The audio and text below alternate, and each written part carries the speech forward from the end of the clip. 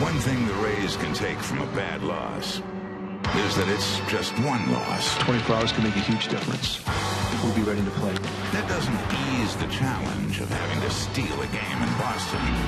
The Red Sox have burned a hole in the base paths and don't intend to let up. Momentum is what wins games.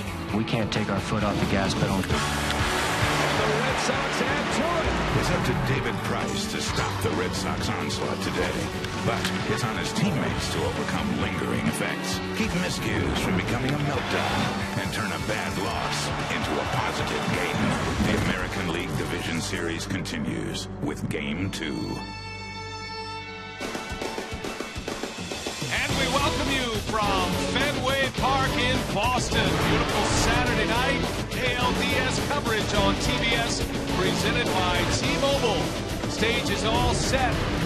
Game 2 between these division rivals, the Tampa Bay Rays and the Boston Red Sox. And hi, everybody. We welcome you from Fenway Park. Brian Anderson alongside John Smoltz, Joe Simpson. We'll hear from Rachel Nichols in a moment as well. Yesterday, the Red Sox winning Game 1, their first postseason victory since 2008. And Joe, Boston, the best record in the American League. They won in convincing fashion. 153 postseason games in Boston history. It's the first time that 9 players had collected a hit and a run scored in a game. It's only the third time in Major League history that all 9 players in the lineup had done that. So any thoughts that the 5-day layoff for the Boston Red Sox was going to adversely affect their offense quickly put to rest in the 4th inning when Dustin Pedroia, as he so often does, got a rally started. Yeah, a lot of talk about the offense, but the Red Sox held serve with their ace, John Lester, on the mound. And John Smoltz, now the Tampa Bay Rays, they come back with their ace in David Price, who was fantastic in the tiebreaker game on Monday. He was. And 24 hours can make up for a bad game, but so could David Price on the mound. He eliminated the Yankees. He eliminated the Rangers. He's been on his game since he's been on the DL.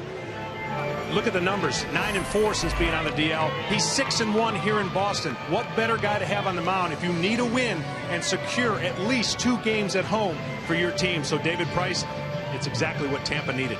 David Price will match up against John Lackey. All the pieces in place. We're set for Game 2. Red Sox, Rays, coming up next on TBS.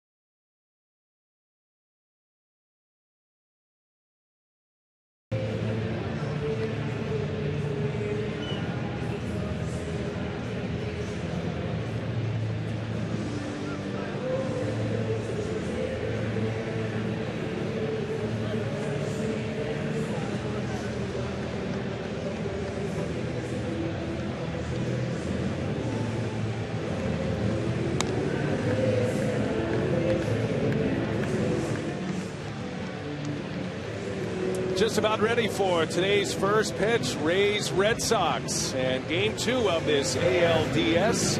This series will shift to St. Petersburg beginning on Monday for game 3. David DeJesus ready to lead things off for the Rays. Let's check out the batting order brought to you by T-Mobile. DeJesus gets the start and will play left field, and then Will Myers bats second. He's back in right. James Loney over at first base. The middle of the order for Joe Madden is Evan Longoria at third. Then Zobrist will be at second base, the switch hitter, and Desmond Jennings in center. Bottom 3, the designated hitter Delman Young. Yunel Escobar, the shortstop, batting 8th. And catching and batting 9th is Jose Molina. And on the mound is John Lackey. Well, John Lackey certainly turned his year around. Don't be deceived by that 10-13 record, because it's a product of some lack of luck and run support. He's been really good at home, 2.47 ERA. And, of course, he's looking to ride the momentum that John Lester had in pitching. And, Joe, how about the Red Sox defense tonight? Going with the same outfit they had out there yesterday. Gomes, Ellsbury, and Victorino from left to right. You see 4 gold gloves out there collectively between Ellsbury and Victorino. And around the horn, Middlebrooks, Drew, Pedroia, and Napoli. And David Ross will do the catching tonight for Lackey. Ross signed in the offseason, an excellent catch and throw receiver. Really does a good job cutting down on the running game.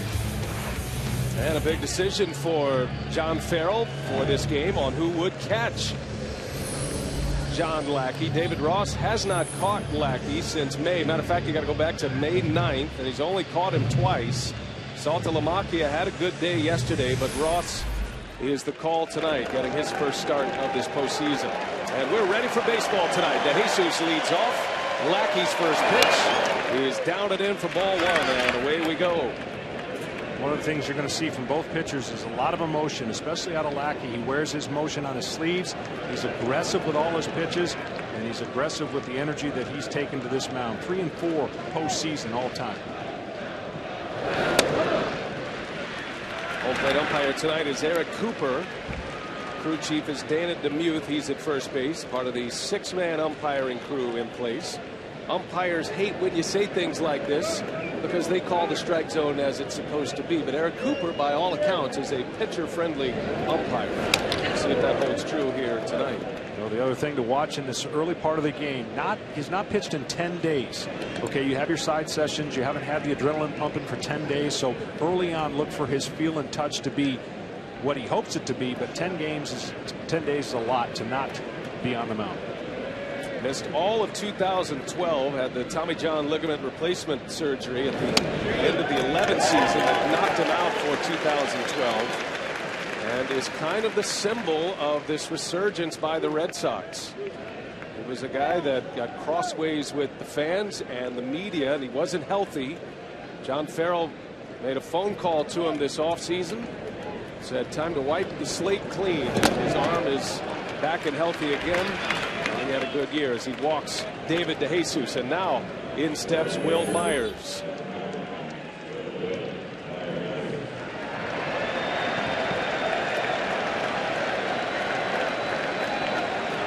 So impressed with Will Myers after the game yesterday at 22 years of age, and answering all of the questions very calmly, just owned it. Said, I made a mistake, won't happen again. And here he is back in the lineup batting second. Another thing to watch if the Rays want to, 36 stolen bases against Lackey. 6 more than anybody else. Closest to him was Scott Feldman. It's another reason why Ross is back there tonight, to help cut down on any chance of running.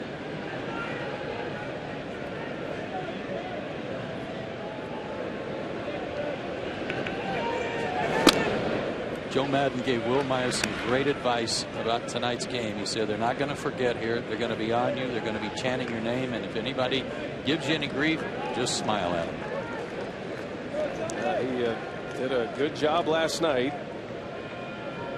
Answered all the questions outside the Tampa Bay Rays clubhouse. And, you know, the talk about Will Myers with his teammates and with Joe Madden is that he's a very confident young player. Confidence has never been an issue, but you could certainly see that it affected him yesterday, the misplay in right field. It wasn't the only mistake the Rays made in yesterday's game. But Will Myers Since his call-up on June 18th and he made his debut at Fenway, he has been their most productive hitter. Big swing and a miss. The Rays, since Myers was promoted to the major leagues in mid-June, 18 games over 500, and he has 53 runs batted in since his call-up, and that leads this Tampa Bay ball club. So he is a big part of what they are doing now offensively and doing in the future. Myers fouls one back. Yesterday, fourth inning, started a string of mistakes by the Tampa Bay Rays, but this was the one that opened the door for the Red Sox. Myers inexplicably peels off the fly ball from Ortiz. Ortiz credited with a double. The Red Sox would go on to score 5 runs in that inning. A bizarre play, to say the least. Things for the Rays, knowing they faced Lackey a bunch, but one thing he's done this year, with 2 strikes, he has been tough to get hits off of. 153 average with 2 strikes, and that speaks volumes to the kind of stuff he has and put away stuff he can have once he gets 2 strikes on you. There's a swing and a miss. Down he goes on strikes, and the first out for John Lackey. As we send it down to Rachel Nichols. Guys, talking about Myers' mindset, you fans were on him from the moment he was introduced here pregame, but he did something interesting afterward. He heard all the boos, he heard all the fake cheers. He walked right over here and signed some autographs for some Red Sox fans on his way back to the dugout. You mentioned Joe Madden telling him to smile. Evan Longoria told me that he pulled Myers aside and said, they're not going to just chant your name in this game. They will probably chant your name in every game at Fenway for the rest of your career. He said, you just got to move on. But guys, Madden caught him looking at tape of the mistake again in the clubhouse today. He said, stop it. Go forward today. Well, that's just something that this team has done so well. You know, they've got veteran leadership. The coaches talk to their players. And I ran into one of the coaches after the game, and he told me exactly that. That's how they took care of it. It was over, and the kid did a great job. Yeah, it wasn't just Will Myers that made mistakes yesterday. They had a team full of them. Well, and the Rays were glad to be able to get on the field today. There was full batting practice for both teams. Their outfielders were all able to get some work. Very tricky Fenway Park. Showed up yesterday as Loney shoots one to right, a base hit. So James Loney elevated to the 3 spot in the order with the right-handed starter. Been a terrific hitter all year for the Rays, and now Tampa Bay with 2 on and just 1 out. This Tampa team's got some good numbers in their lineup against Lackey in their career. In fact, while he has a winning record in his career against Tampa Bay at 12-7, his last 4 starts, he's 0-3 with an ERA over 7. So they've got a lot of guys in the lineup tonight that are very comfortable against him. Now Evan Longoria in the cleanup spot tonight. 0 for 2 yesterday with a walk. On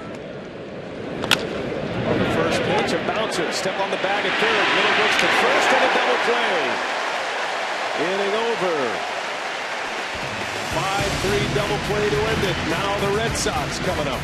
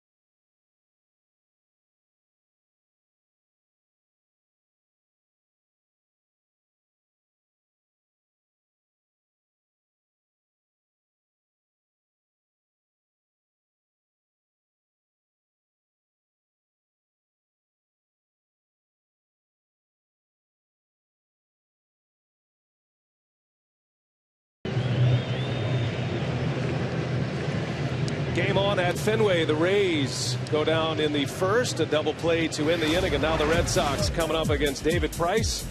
Batting order brought to you by T-Mobile. Shane Victorino yesterday 3 for 4, 2 RBIs. He had a stolen base and a run scored. He's been a terrific postseason performer. Most of that coming as a Philadelphia Philly. 32 RBIs and an .803 OPS in 47 postseason games. And the Rays ace on the mound, David Price. Well, David Price, like I mentioned, 6-1 with a 1.88 ERA at Fenway. His last 10's been pretty good. Boston only hitting 167 off of him this year. Look, Boston loves the fastball. Best average against fastball. But this is a different fastball from the left-hand side. And for Tampa Bay, they're hoping they get the same kind of performance that they got in Texas. Jacoby Ellsbury will lead off for Boston. Got a couple of hits yesterday. He was the last Red Sox player to have a hit in their starting lineup. He ended up with 2 of them in his final 2 trips to the plate. Hit .298 during the regular season. Just a dominating offensive performance yesterday by Boston. And even though, Joe, the door was opened a little bit by the Rays, Boston took advantage of it. They were just red hot. And as I think it was Johnny Gomes said, once the momentum really shifted to them after those errant plays in the 4th, the Red Sox offense just seized the moment, and they really were loose. Ellsbury, little flare, shallow right, gonna fall, a base hit. And it starts with a single for the Red Sox.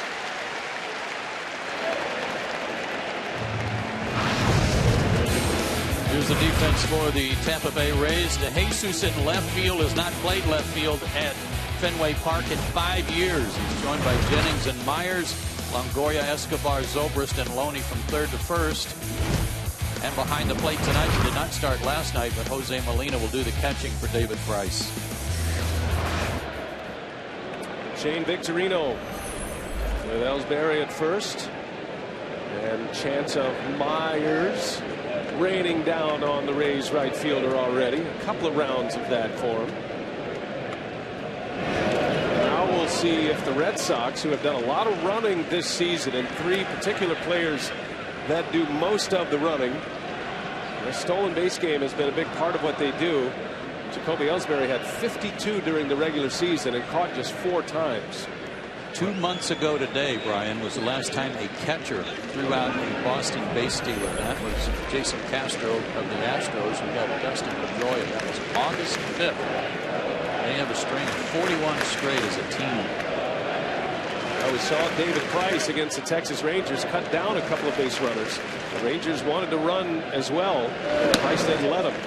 When they did get on, he picked 2 off. And then he kept the bases clean for the most part in that complete game gem against Texas in the tiebreaker game on Monday.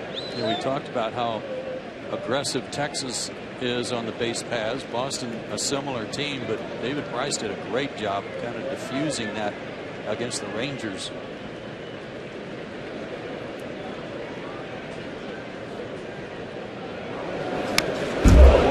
You have to do if you don't have a great move as a left-hander, vary your times and don't show your move that often. And I thought he did a nice job with a quick step-off throw that picked off one of the Rangers. He varied his times. He's not super slow to home plate by any margin, but the fact that the catchers for Tampa have had trouble throwing out runners, I thought that set the tone against a team that loves to run, in the Rangers as well. Yeah, the Rays 3rd worst in the American League at trying to throw out base stealers. 2 balls and a strike on Victorino. Ellsbury starting with a single, a little flare into right, and a check on Ellsbury. We saw Ellsbury steal one last night too, where he was just allowed to get a walking lead, and that's the way he likes to do it. If you don't make him stop, he'll just keep going. That's one of the things about the Red Sox this season. They go from worst to first, but they're not a club that sits back and waits for the 3-run home run. They are aggressive. We saw aggressive base running yesterday. It doesn't just show up in the stolen base numbers, and those numbers are very good, but we saw Stephen Drew score from first on a line drive off the monster. Johnny Gomes had a mad dash on an infield hit, scoring from second base. They will take chances on the base paths. Red Sox scored 12 runs yesterday, did not hit one out of the park. There he goes. Pitches a strike, throw to second is lifted into center field, and Ellsbury is on the run. He got a great jump and a bad throw that short hopped, and it'll be a stolen base and an error, and the Red Sox in business quickly. He got a great jump. There's no chance for Molina, who didn't get the best pitch to throw on, and then a sidearm delivery sails into center field. What will go unnoticed is that Victorino doesn't mind hitting with 2 strikes, because he took a strike right there, knowing that his runner getting to second, he'd be able to do his part to get him to third. Now all he has to do is hit a ground ball, and it's 1-0. And the Rays play it back so early in this game in the first. Victorino, very good contact hitter. And just trying to put one in play. Victorino is playing with a sore thumb. And he's been nursing that injury since September 20th. That's when he injured that right thumb. Yesterday delivered with 3 hits. Had some hamstring problems earlier this season. And as of August 4th, he is no longer a switch hitter. Every now and then you'll see him bat right-handed or left-handed against a right-hander. But a move point with Price on the mound tonight. And a little slow roll into Longoria. Ellsbury bluffs. The throw is in time, and Ellsbury retreats. And a good job by Longoria to get the first out. Well, that's about the only position he couldn't score on a ground ball. Yeah, and we were just talking about Victorino and his OPS and his career in the postseason, and what a good job he does. And I think that was a good point you made, John, about him taking a pitch to allow Ellsbury to steal. Good pitch by Price to keep that run from scoring by getting the ball in on him. So the first out for David Price, and here is Dustin Pedroia. 2 hits yesterday, scored a couple of runs, and he had the first hit. And as Joe mentioned in the open, the big hit that opened the door a little bit. So that ball's into right center, should be plenty deep to score the run. Jennings makes the catch, and Ellsbury flies to the plate. 1-0 Boston. Sac fly RBI by Pedroia.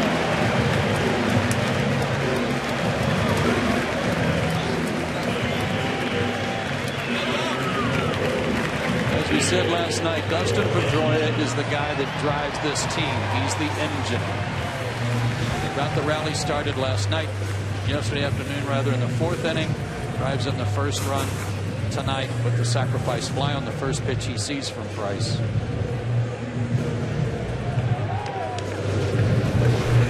So Price gives up a first inning run, the costly error, the throwing error by Molina behind the plate. And that sets up the run. So the Rays continuing to struggle defensively. This was a historically good defensive team this year, Tampa Bay, as Ortiz takes a ball inside.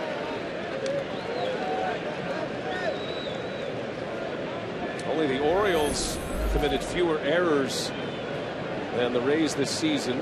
Orioles set a Major League record for fewest errors. Ortiz in the right field, well hit. Back is Myers looking up, and she's gone. Big Poppy goes big fly. A solo shot. It's 2-0 Boston.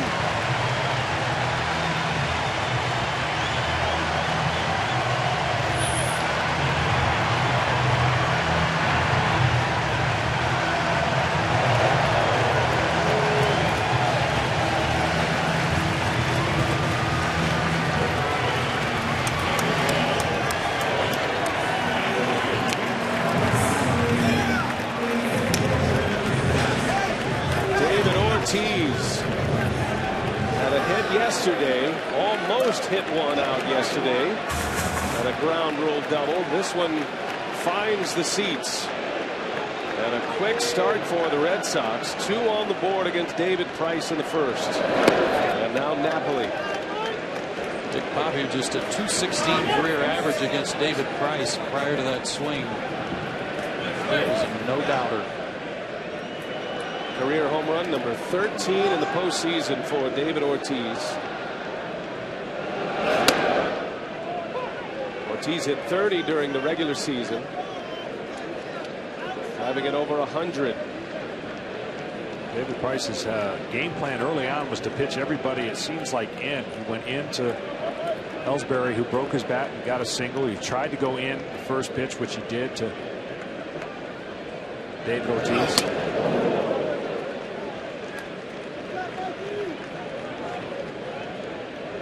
Left-handers only hit 189 against him this year. He's been awfully tough against them, and yet 2 hits this inning, both to lefties.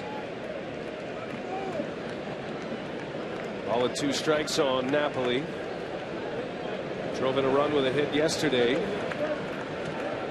And a swing and a miss. David Price strikes him out. Inning is over, but it was a productive one for the Sox. Ortiz, a solo homer, 2 in the first for Boston.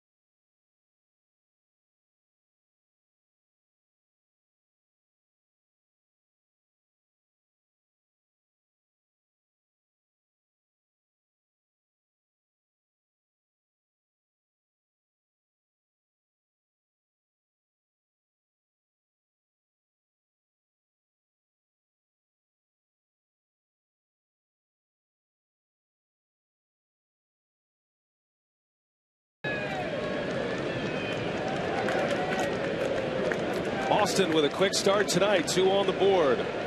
Sac fly RBI by Pedroia. Ortiz a home run. Lackey giving some run support as we start the second inning. Then Zobrist leads off. He'll be followed by Desmond Jennings and then Delman Young. And Zobrist pulls one foul. Switch hitting second baseman. The thing about Boston right now, they have had 9 innings at the plate. Of course, they didn't bat in the bottom of the 9th last night. They've scored 14 runs in their 9 turns at the plate. 14 unanswered. 3 big innings yesterday. Batted around twice yesterday. And put a quick 2 spot on the board against the Rays ace at the bottom of the first. Oddly, they only had 2 guys that didn't get RBIs yesterday, and they each got RBIs in the first tonight. Feeling a little left out, you're saying? Yeah. 7 of the 9 in the batting order for the Red Sox yesterday drove in runs. All 9 of them had hits. Lackey falling behind Zobrist. And there is ball 4, and the very patient Ben Zobrist draws the walk. Well, a reminder that the MLB Fan Cave is coming back in 2014. Players, celebrities, concerts, and more. You can be a part of next season's team. Just go to MLBFancave.com and apply now. Lead runner on for the Rays. Zobrist walks. Here is Desmond Jennings. Against right-handed starters, Jennings hits down in the order. Tonight he's in the 6th spot. Typically leads off against lefties. One thing Tampa is as a team, which is pretty amazing when you dissect their year, and as a team, they have the lowest chase percentage in all of baseball. So they're only chasing 22% of the time as a team. So outside that, they don't really expand the zone too well. So they're pretty good. We all talk about Boston and their patience and the way they work the pitches per plate appearance. Tampa's not bad themselves, and they've fit a nice little year into this year where they've scored some runs. Here's a good case of David Ross, veteran catcher, going out to help him kind of reboot, you know, to get a new start here, because this is a guy that doesn't walk many people. Lackey only walked 40 in 189 innings this year and had a 4-to-1 strikeout to walk ratio. There's our Chevrolet pitch tracks, focusing on the pitch selection by Lackey.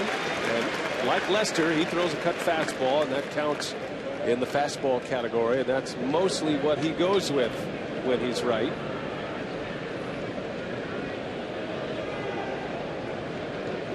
Two balls and a strike on Desmond Jennings. It goes to 3-1. Another thing Lackey did during his rehab for his arm after the Tommy John surgery, he really did a good job of working himself back into shape too. He's a lot trimmer than he was 2 years ago when he was pitching. And Lackey bristles at that notion that he wasn't in shape the first time around, but he certainly, through the rehab process, his body dropped about 20 pounds, and he's come back. He says it's only because his elbow is fixed and he's healthy again, the kind of year he put up. And the Red Sox are hoping he can be that horse that he was with the Angels. Full count to Jennings. Almost takes off. That ball's hit sharply into center field. It's down for a hit. And Zobrist on his way to third. So Jennings with a single, with Zobrist on the move, and the Rays threatening quickly in the second. Well, the last thing you want to do is walk the leadoff hitter when your team has scored 2 runs. But right here, he had to come in to the plate with a 3-2 count, runner going. Of course, he squares it up in the center field, and now the Rays with Delman Young at the plate. He likes to happen, and things happen quickly.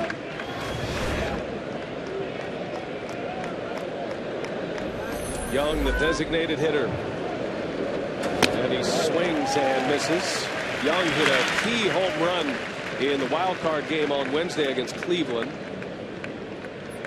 off Danny Salazar. That started the scoring for the Rays, helped set their offense at ease.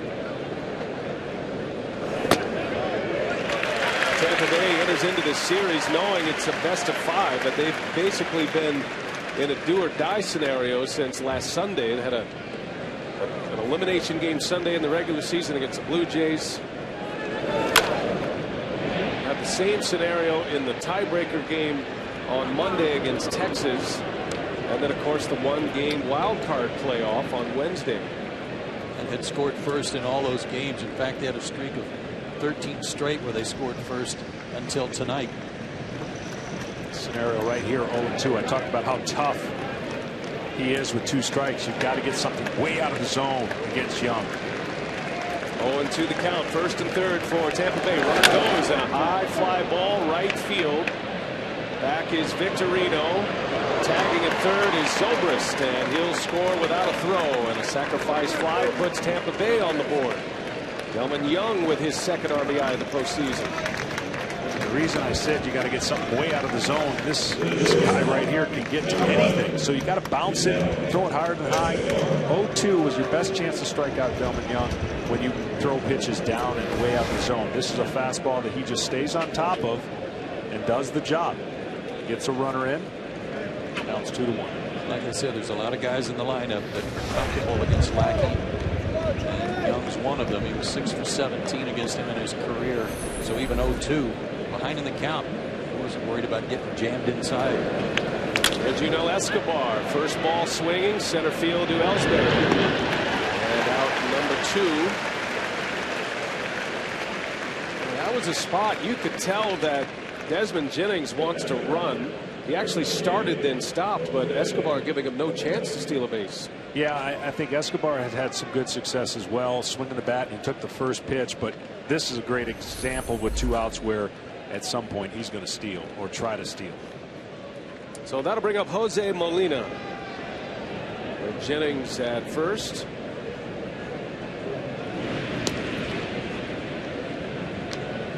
There's always a key that base runners, they study what a pitcher's tendencies are, what he gives away when he's going home versus coming over.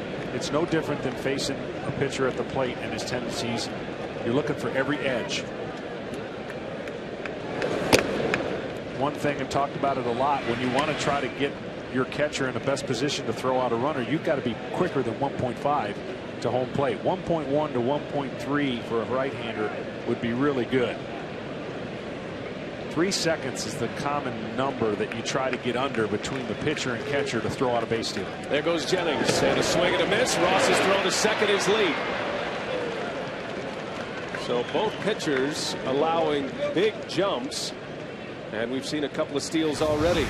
Now, Molina didn't have a shot in the bottom of the first, and Ross, you can see here where Jennings was by the time he caught the ball. Absolutely no shot there. Good jump by Jennings and more aggressive play by the Rays too. And what the swing does to a catcher is it's got to keep him back. He can't come out quicker to try to make that throw to second. And now Molina with 2 outs, and he takes a strike. Everybody's got a favorite ballpark that they like to hit in, and for Jose Molina, this is it. He only hit 233 on the year, but he hit 435 in this ballpark.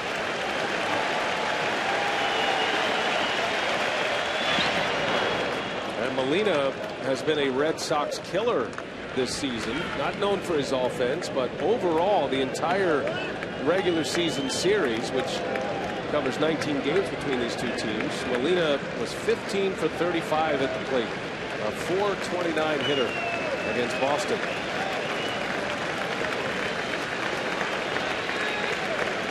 Got a chance to tie it up.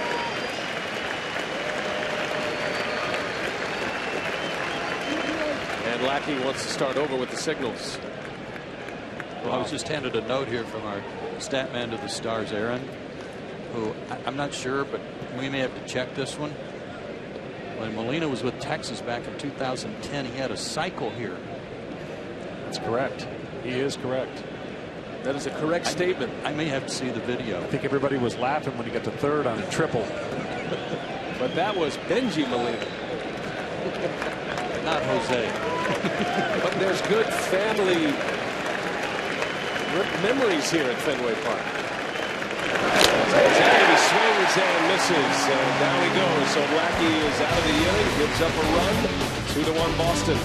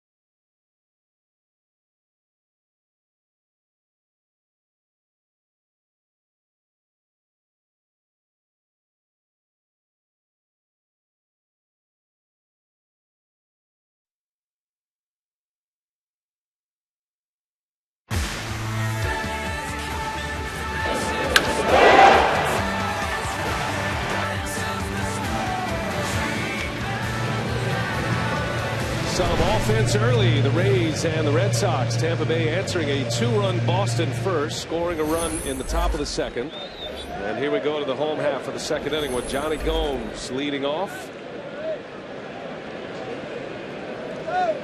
247 during the regular season. Yesterday had the key hit in that inning following the misplay in right field. It was Gomes who doubled off the Monsters, drove in a couple of runs. He also scored a run. That was his first career hit in the postseason. And that one's deep to center field. Got some carry to it. Jennings near the wall. He's got it for the out. Johnny Gomes with a long, loud out. Boy, they had Jennings playing very deep against Gomes, and he made it look easy. It is interesting to watch the Rays defensively, Joe, when David Price is on the mound. Things are a little different with David Price. Watch what happens here. Both outfielders, of course, with the quirks of the stadium, both outfielders are going to come in. You can see him make the catch. The second baseman's going to go way out to center field and protect against the bounces that this stadium can create off the wall. Middlebrooks. I think the Rays got schooled last night on how to play the wall, or how to try to play the wall and get some help if the ball comes off the monster in the case yesterday and bounces over your head. But as you were about to say, Brian, the Rays shift a lot. We've seen that already, but not so much with David Price, because he doesn't like it. He'd rather than play straight up. Joe Madden said that's his option. Yeah, and I don't blame him, because some of the shifts, the way you pitch and the velocity of which he throws a fastball, you're just giving guys a break to hit it the other way or off the end of the bat. So he likes it more traditional. He pitches according, and you can't argue with his success. There's a shot by Middlebrooks right to Escobar. Nice hands, and there is out number 2 on a hot shot from Middlebrooks. Today's Goodyear Superior Performer, and courtesy of our friends from Elias. Take a look at the Red Sox in Game 1. All 9 batters had a hit and scored a run. They only used 9 offensive players. All of them had a hit. First time in Red Sox postseason history that has happened, and only the 3rd time in MLB postseason history. The Gas House Gang Cardinals and the 36 Yankees. Joe DiMaggio's rookie year. Something yesterday that we haven't seen very much of in the postseason, and 7 of those 9 batters driving in runs. And a fast start tonight by Boston, scoring twice in the first. There's Stephen Drew with 2 away. Tonight, John Farrell has 3 left-handers in his batting order. The only change that he made was the switch hitter Saltalamacchia. He's on the bench for David Ross. A couple of spots in the lineup that changed with Middlebrooks and Ross. As Drew goes into left, David DeJesus. And a 1-2-3 inning for David Price. 2 in the books. We head to the 3rd. Rays are coming up, top of the order.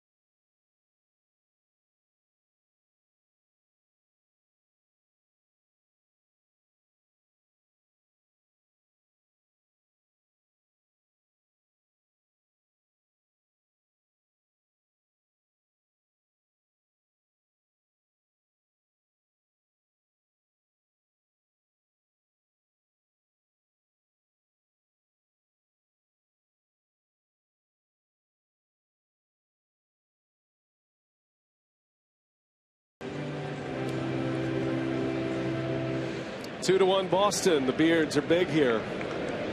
Husbands and wives. That's a match made in heaven. 2-1 odds. That Beard is not going to make it till the end of the game. David DeJesus will lead off for Tampa Bay. Walked in the first inning. In his first postseason.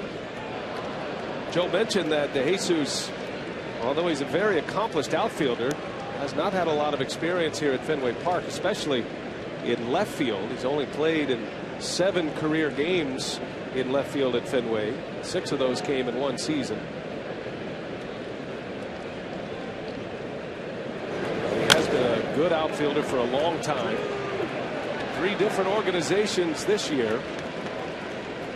Went from the Cubs to the Nationals in August. He was with Washington just 4 days. They essentially fell out of the race.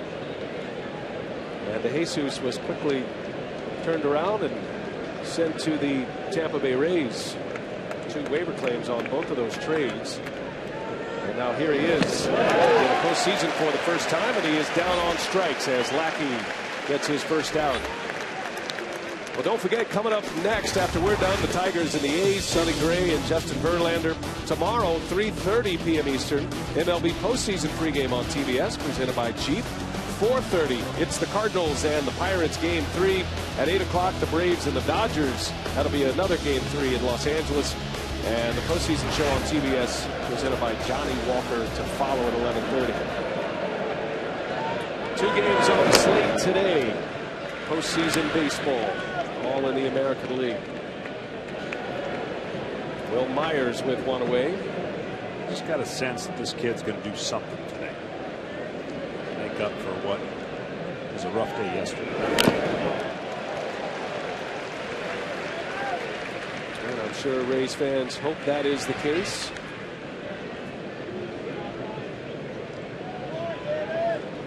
Myers coming to Tampa Bay in a trade with the Royals. That was part of the James Shields trade, as the Royals tried to bolster their pitching staff, and it worked well for Kansas City. They made a run this year at a postseason berth. But Myers figures to be one of the pillars offensively moving forward. Just getting his feet wet in the big leagues this year. And a little slow roller. Maybe a tough play. Lackey winds it up, throws in time. John Lackey, nice play for a big man coming off the mound. And out number 2. It's an outstanding play, especially with Myers getting down the line quickly. Nice barehanded grab. And a good throw. It'll teach you to pick that up, obviously barehand by your back foot and go ahead and throw. See, he made a good throw and got off the mound really well. And that'll bring up James Loney. Singled in the first. Rays have had men on in the first 2 innings. Had 2 on in the first before Lackey got Longoria to bounce into the double play.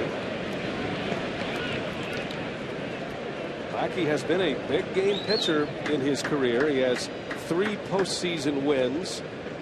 One of those was in Game 7, the clincher for the Angels to win the World Series. Did that as a rookie back in 2002. And with a surgically rebuilt elbow, he says he feels like a rookie again.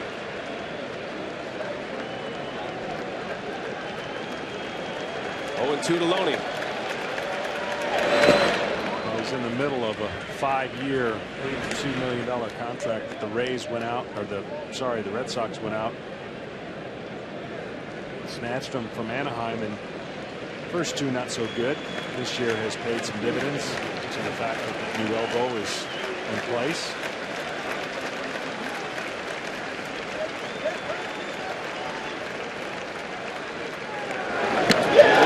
Down on strikes. John Lackey, couple of Ks in a 3-up, 3-down third.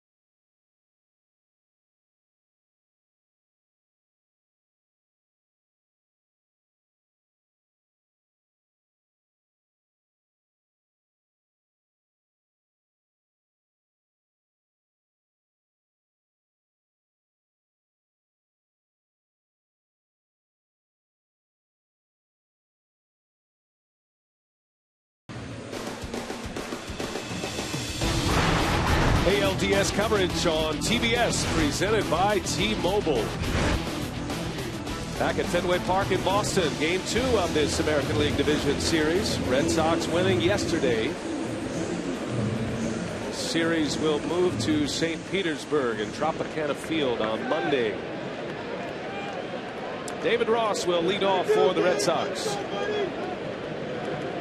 Saltalamacchia started behind the plate yesterday. Ross gets the call here tonight.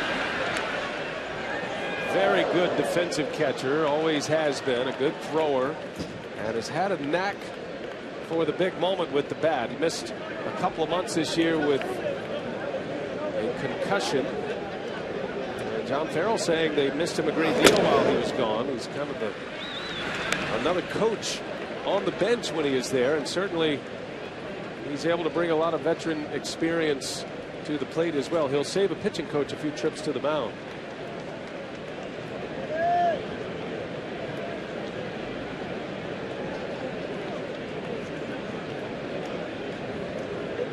Ross coming over from the Atlanta Braves, signing with the Red Sox. And that backup role has good numbers, limited numbers against David Price, but has a couple of home runs against him.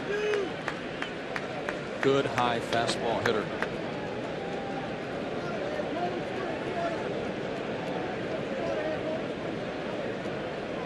Price in a 2-1 count. And high in the air, left field to Jesus. At the track, going to play it off the wall. And David Ross into second with a double. Boy, just a towering fly ball that is an out in most ballparks. But here in Boston, it's an extra base hit. They've been trying to pitch him away, and this is a backdoor cutter that actually catches too much of the plate. And this type fly ball that you're speaking to, Brian, is a left-hander's nightmare.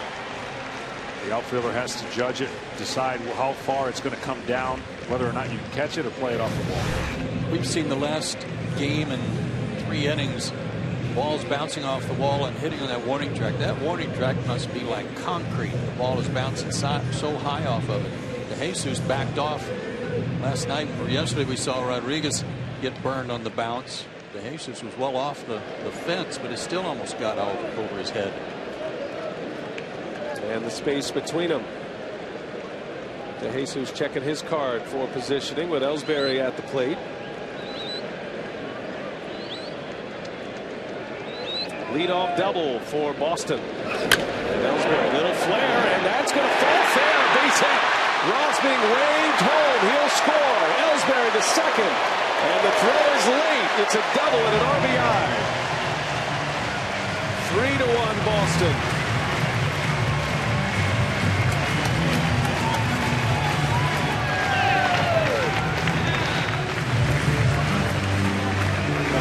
Tomorrow, you're going to see 2 hits at least, and they're going to look like bullets on the paper. But his first 2 hits, you couldn't place any more perfect. The third baseman Longoria's got to protect against the bunt, so he's in a little bit. You see him jam. He doesn't even know where the ball's going, and because he has to play in to protect against the bunt, this little flare is right all the way down to the wall. Pinged him a couple of times, and you've said so often, John, not all good pitches turn into outs. That was a good pitch right in on him. Well placed. One of the softest RBI doubles you'll see. Ellsbury drives in a run, makes it 3-1, and here is Victorino.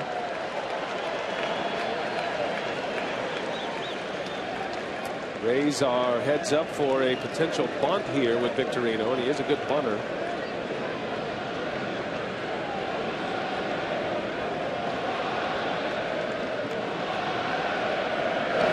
Does square, he pops it up, foul. Loney can't get there. The Rays did a great job coming back to get a run back for David Price in the top of the second inning after he'd given up 2 in the bottom of the first. They kind of got some of the momentum back. And here come the Red Sox again.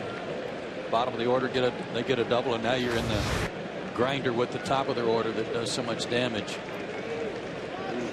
Almost hit that injured thumb. And if you're using that right thumb, you see the right thumb heavily bandaged. That's kind of the guide wire on a bunt. You wonder how that's affecting Victorino. Well, borderline bunting for a hit, trying to push it by the pitcher and get it closer to the second baseman. It's a tough read for Longoria at third, speed at second. You see where Escobar's trying to hold him close. Longoria's got to determine when the ball, if it is bunted, what David Price is able to do. If he can cut it off, he'll hold his ground. If not, he's got to charge in and make the play. Longoria keeping a close eye on Ellsbury. And Victorino squares and takes a ball. It's going to be a very interesting postseason for Shane Victorino. Hand injuries and hitters don't go hand in hand, no pun intended, but it can be very troublesome for a hitter. He did have 3 hits yesterday, and I give him a lot of credit. But as the temperatures drop and it starts to get cooler and cooler, figure that thumb, it's certainly not going to get any better. Maybe taking every opportunity to drop a bunt down that he can. Ball and a strike on Victorino. And not bunting, swings away and shoves one through a base hit. They'll hold Ellsbury. And Shane Victorino keeps on hitting despite the injury. Sometimes when that thumb injury is so bad, it affects the way you swing in terms of how perhaps trying to pull the ball too much. Watch this. The ball on the left yesterday, solid right off the barrel, not much recoil, but watch his hands here. Broken bat. Look at the vibration that went right up into his hands and especially into that thumb. And this was the swing that produced the hit. And a little bit of vibration. Didn't hit it all that sharply, but he found a hole. And Victorino now has 4 hits. That's a great shot, that total motion camera, to give you a look at. When you don't hit it on the sweet spot, how it can resonate through the hands. To state the obvious, this is a huge situation for Tampa Bay. I mean, for David Price, you almost trade a run with a double play right here, but that's about it. 4 is your quota. That's what you can afford to give up. And Pedroia takes a strike. Pedroia swung at the first pitch his last time up, and he drove in a run with a sacrifice fly. 3 hits to start the inning. It's already, Brian, the 3rd time in this series they've had 3 straight hits. And none of them have been hit all that hard.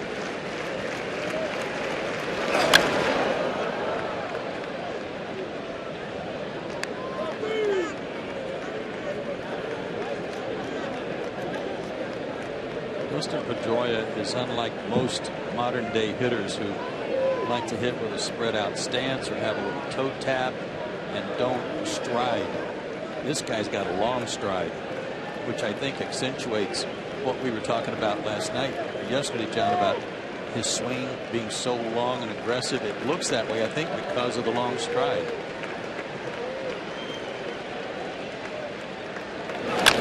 And a bouncer. Longoria cuts it off to second for 1, and that's all they'll get. Victorino takes out Zobrist. A run comes in to score. That'll be an RBI for Pedroia, and the Red Sox lead 4-1. Good hard slide by Victorino, making sure there would be no double play. It was a clean slide and a good takeout. They got into a little bit of a leg tangle wraparound tackle on the follow through, but that was after Zobrist had already decided not to throw.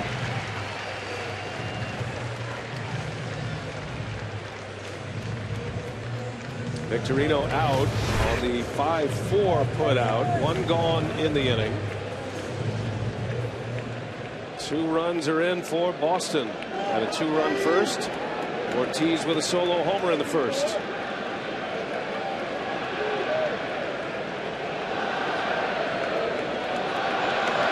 Ortiz swinging away at the first pitch.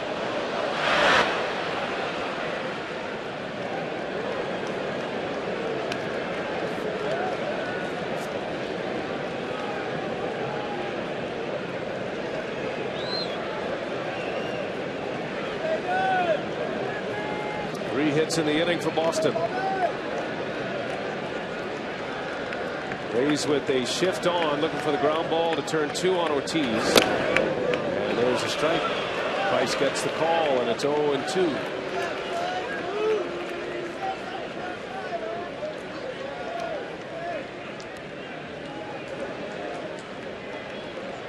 David Price went the distance against the Rangers on Monday. Gave up just 2 runs in that game.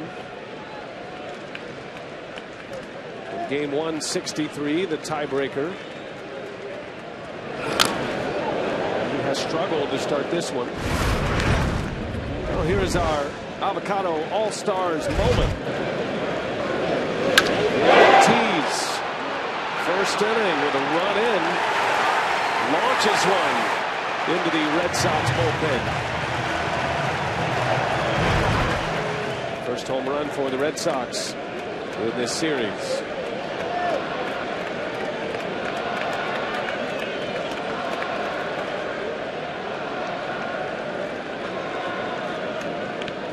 David Price, much like he did at Texas, firm early with the fastballs, cutters, backdoor cutters, not as many changeups and curveballs. As the game went on, his touch got better, his delivery got better.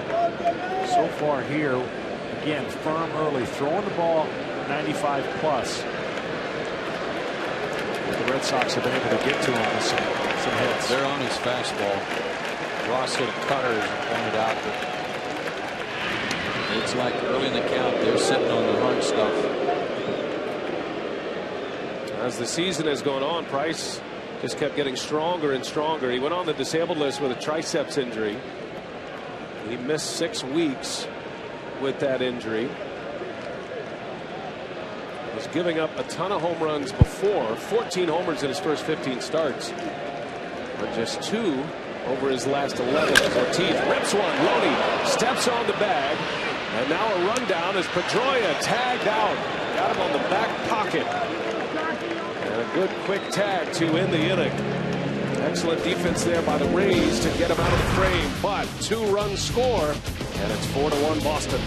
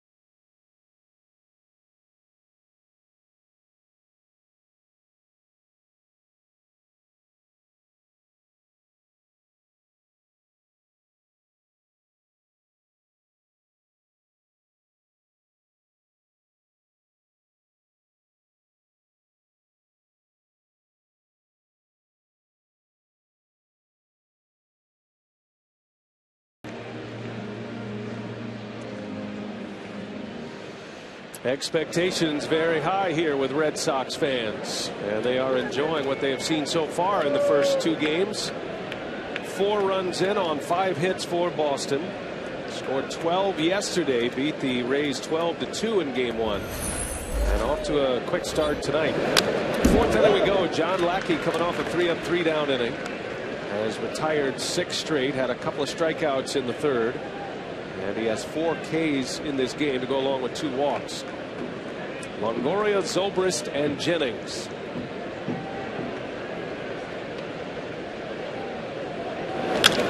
Back up the middle and a base hit for Evan Longoria.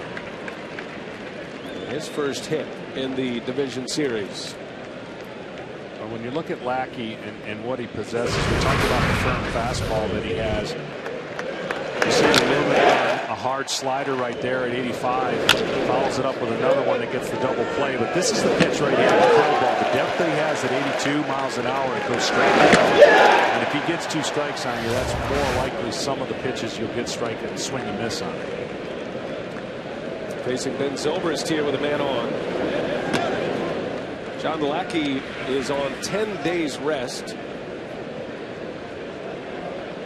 Starters pitch every 5th day as you go through the regular season. That all gets juggled and changed once you get to the postseason. His last start was on the 24th of September. Went 6 innings. Gave up 4 runs. Interesting that he has been much better at Fenway Park in 2013 than he has on the road. Outstanding numbers here at Fenway, a 2.47 ERA. His home earned run average 3rd best in the American League, so he likes this mound. And that's not something you could have said a couple of years ago for John Lackey. Well, John was talking earlier about don't be deceived by his record at 10-13. He's also one of those guys that had the least amount of run support throughout baseball. The Red Sox got shut out 12 times this year, 6 times when he was starting. So very little run support. This is a wealth of riches for him to have 4 runs to work with already. Yeah, there's 8 losses, 2 runs or less in every one of those. He had 14 games where it was 3 to 5 runs. So he's on the short end of some of the luck factor that plays into a pitcher's win-loss record. Juan Nieves, the Red Sox pitching coach. Zobrist takes a call on strike 3. A little too patient that time. And Zobrist knew it. Down he goes. Lackey would strike out number 5. Just a reminder that Monday it's American League Division Series Game 3 exclusively on MLB Network. Got the Oakland Athletics and the Detroit Tigers. Anibal Sanchez against Jared Parker. Matchup of division champs. That's Monday, 1 Eastern, 10 a.m. Pacific, only on MLB Network. Our buddies Matt Vasgersian and Jim Cott will have the call. Desmond Jennings takes strike 1. Lackey not able to get that shutdown inning after they got runs for him in the 1st inning. They got some more in the 3rd, and he's trying to get the shutdown inning now.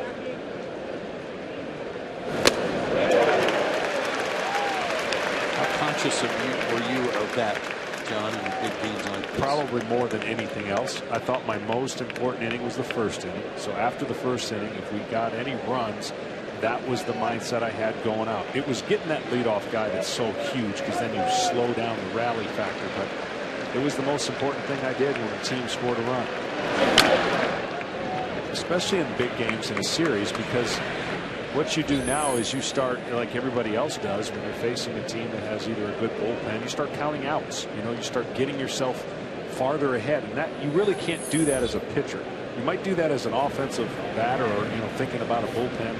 But as a starter, you're really going. It's going to be the slowest game you ever pitched. It's going to be the most tired you've ever been mentally. Physically, you prepare for it, so that shouldn't change.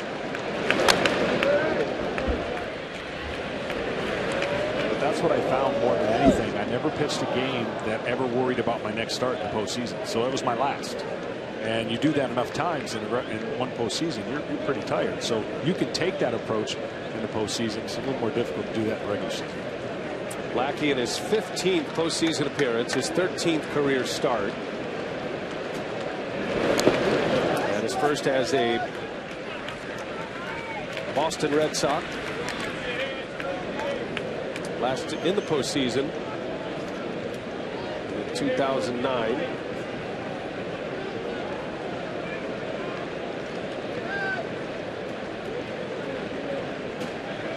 Last time Lackey was on this mound at Fenway, he went the distance against the Orioles.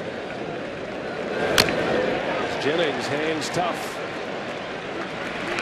Down the range at a ball and 2 strikes. Yeah, that was a good start, but his last start of the year at Colorado against the Rockies at Coors Field, not so good. He gave up 3 homers in 6 innings. Got beat 8-3. Always questions about a starting pitcher with such a long layoff and the 10 days of rest. Lackey perhaps showing a little bit of that rust. So far, just 1 run on the board. He's been able to pitch out of a jam. Big double play in the first inning. Longoria was at the plate with 2 on and 1 out. Got him to bounce into a 5-3 double play. After the Red Sox scored 2 in the first, Lackey giving up the run in the second. And it started with a leadoff walk. 2-2 to Jennings. Takes off. Jennings pops it up in the infield. Longoria has to retreat. And there is out number 2 for Lackey. I believe he's given the option of whether or not he wanted to pitch that next start and chose to rest. Certainly Colorado can mess with you a little bit. That's not the perfect scenario to pitch before your postseason, but getting the rest and staying strong and having your bullpens and getting yourself all ready for this start, I'm sure he's been doing that for quite some time in his mind and in the pen. 2 gone for Delman Young. Longoria leadoff single, and he's still at first.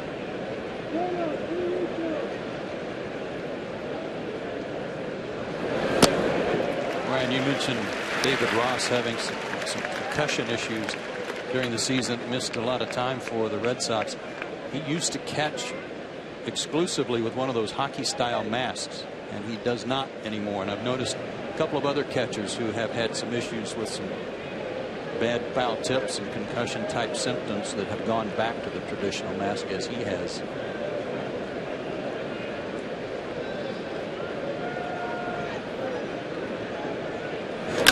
Young in the right center field. That ball's well hit. Victorino is there.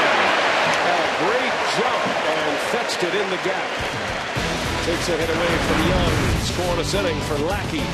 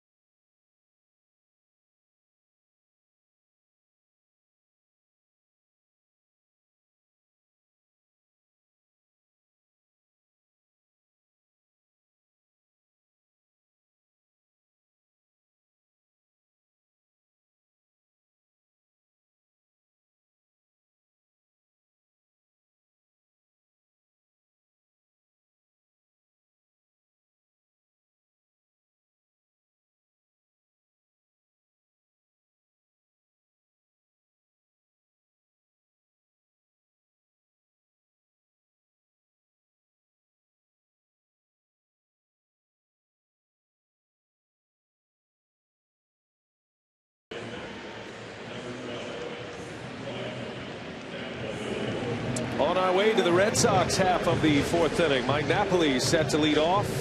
Tampa Bay's ace David Price on the mound. He's given up 4 so far. Red Sox have 4 runs on 5 hits. There was an error by the Rays in the 1st inning, a throwing error. Set up the 1st run. David Ortiz has homered for Boston tonight. Got RBIs from Ellsbury, Pedroia, Ortiz.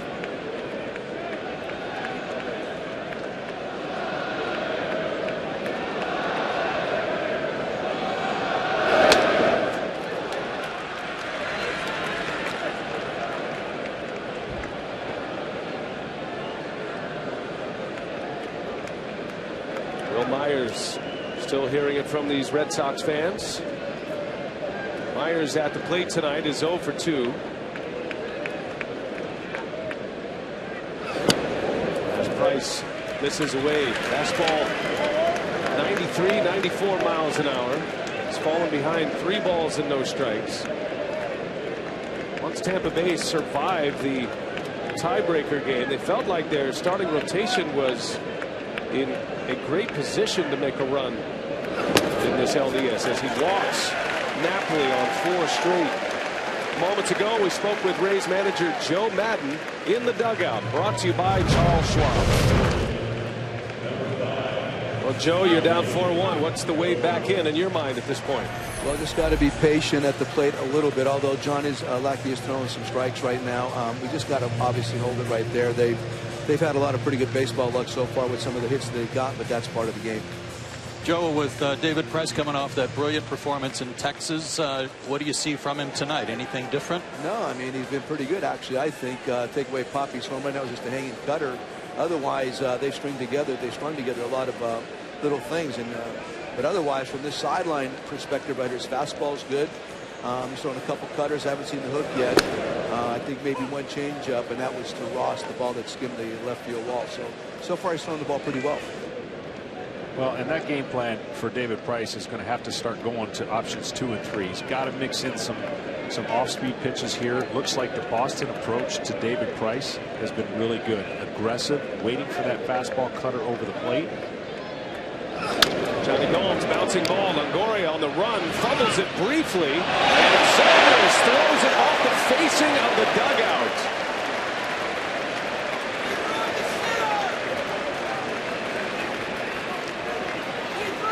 So that will be an error on Zobrist, as Gomes will be awarded second base. The Rays just keep shooting themselves in the foot. First Longoria can't get it out of his glove, and now Zobrist has no grip on the baseball and launched it over everybody, and that will be an error on Zobrist. And the timing just disrupted after Longoria bobbled it. Now if that ball hits the railing and comes back, it's in play and no extra base, but because it hit the facing of the dugout on the top, according to the ground rules, the runner is awarded second base. So the error on Zobrist allows Gomes to advance, takes a double play option away from Tampa Bay. Yeah, the timing of that play got disrupted by him not being able to get the ball out of his glove, which definitely affected the turn from Zobrist. So 1 out, runner at second base. And here is Middlebrooks. Check out Dustin Pedroia. David Price. David Ross, I should say.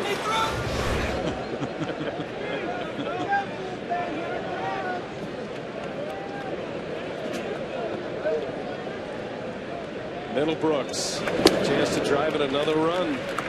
Boston just keeping the attack on. David Price had a 3-up, 3-down inning in the second, but giving up runs in the other 2 innings, and he's pitched quite a bit from the stretch early in this game tonight.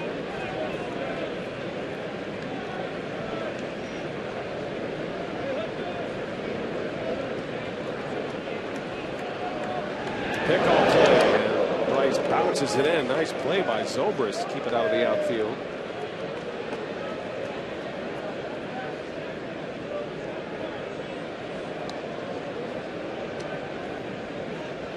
Thanks to Joe Madden spending a little time with us between innings, and you can tell why he is the most confident manager and one of the coolest customers in that seat. He just gives off that body language of things aren't going well for David Price and balls that are falling in play. Always looking at the positive, accentuating the positive, and his players feed off of it. There's a strike. Brooks did not agree. Ball and 2 strikes.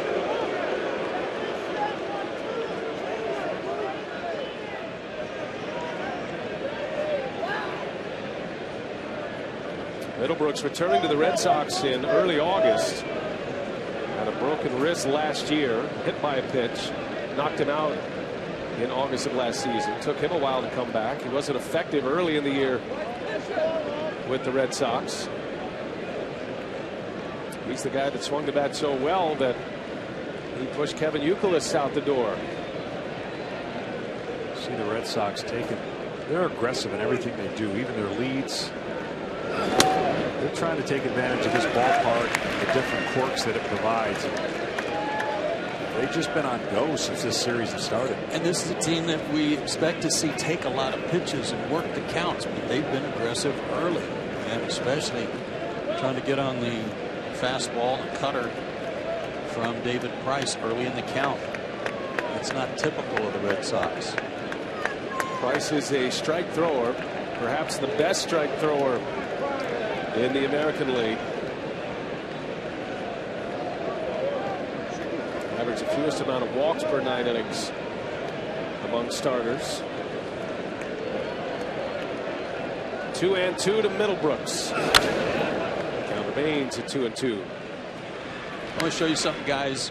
Sometimes we get critical of what the outfield umpires do. Watch out here, and the right field umpire, that's Chris Guccione, on this double play attempt by the Rays. He's hustling in to cover any overthrow over by the dugout. He was right there on top of the play. Of course, saw the baseball bounce off the roof of the dugout. But even in this situation, the 6 umpire rotation, those guys, even on plays on the infield, have responsibilities, and good work by Guccione there. 2-2. Middlebrooks fouls another one off. Just like players, umpires, everybody has somewhere to be on every play.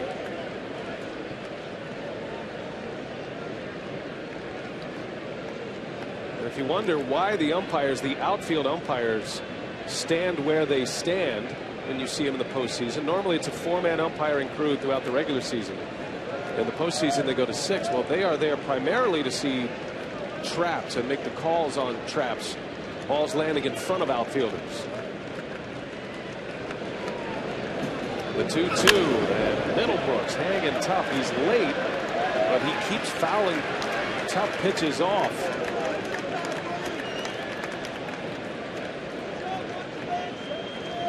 Well, again, the formula has been, you know, he hasn't gone off the game plan of hard, and cutters, front and back door.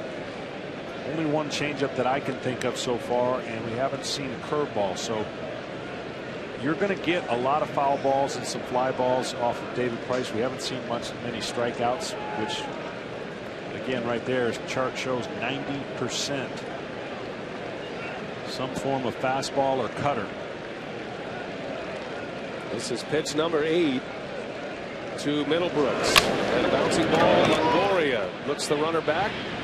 And a good throw for out number 2. Gomes has to stay put. Price wins that battle, but Middlebrooks made him work. And now 2 outs with a runner at second for Stephen Drew.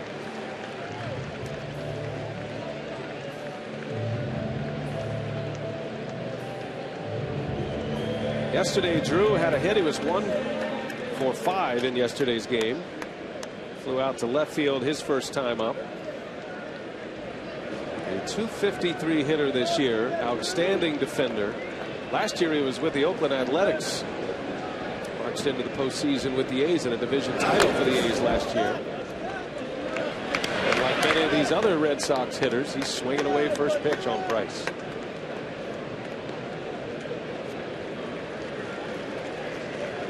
Got a good pitch to hit there and missed it and upset with himself. Sox had some trouble with Price, but he's not alone in that category. 0 for 11.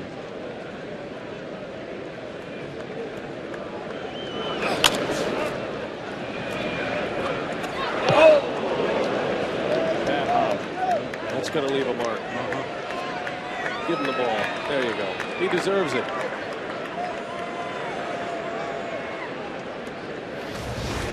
His eye doesn't swell shut. Oh, right in the chin. Could have been one of the Red Sox. Might have lost it in the beard. Yeah. Always helps to bring a glove. At least he stayed in front of it, though, right? 0-2 the count. And Drew able to lay off. Drew splits at the plate, a pretty dramatic versus right-handers and left-handers. He's a .284 hitter against right-handed pitching. He's under .200 against lefties. But he stays and plays every day because he is such a good shortstop. An underappreciated shortstop, very steady.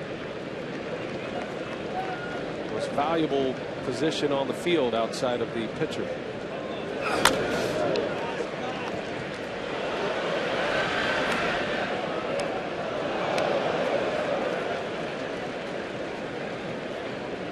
Price working hard in this inning.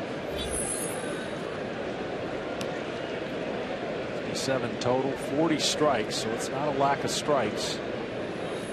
It's a lack of swings and misses right at this point. We're used to seeing David Price. A few more Ks in the scorecard.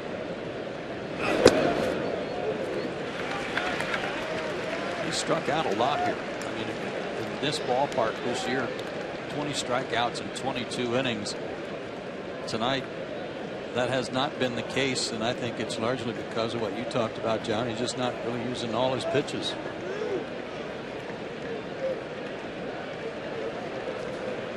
Drew's worked it into a 2-2 count. Price had him 0-2. Johnny Gomes still at second base. He reached on a fielder's choice. The second error by the Rays put him at second base. This time an error on Zobrist. 2-2, and Drew in the air, left field to Jesus at the track, near the wall, reaches up, and it bounces off the wall. Gomes scores. Drew on his way to third. An RBI triple. 5-1 Boston.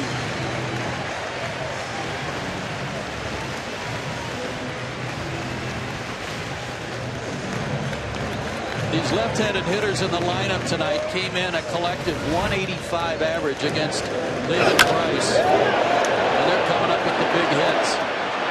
Stephen Drew led all American League shortstops and triples with 8. He just collected another one. Well, we talked about having everybody involved, but nobody was involved other than the left fielder here. Nobody came in to play that carom in case it happens, and Jesus has to take this himself, which allows the triple, an easy triple for Drew. Lefties are 4 for 6 off Price tonight. Is that a play where the shortstop Escobar has to go out? It is. So a triple for Drew, and here's David Ross. Shows bunt, almost hit him. Only two swings and misses, and it was in the first inning, and Napoli had both of them. Other than that, there has not been a swing and miss, which again, for David Price, he does get a lot of called strikeouts because he has that backdoor cutter available and paints. Oh, that is a big hit.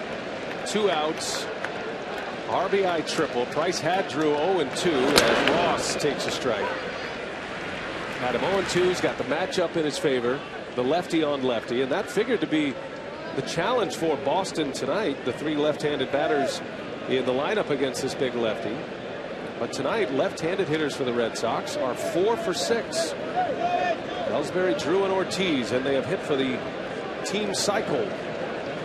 Ellsbury with 2 hits. A single and a double. Drew the triple a moment ago, and Ortiz, of course, had the home run in first. That was a good at bat by Stephen Drew after falling behind in the count, hanging in there. Got a pitch he could miss the first pitch that he thought he could handle. A little frustrated, but he connected that ball off the wall. 2 balls and a strike on Ross. And a shot right out. Longoria to retire the side. The Red Sox using their left field wall to perfection tonight. It's 5-1.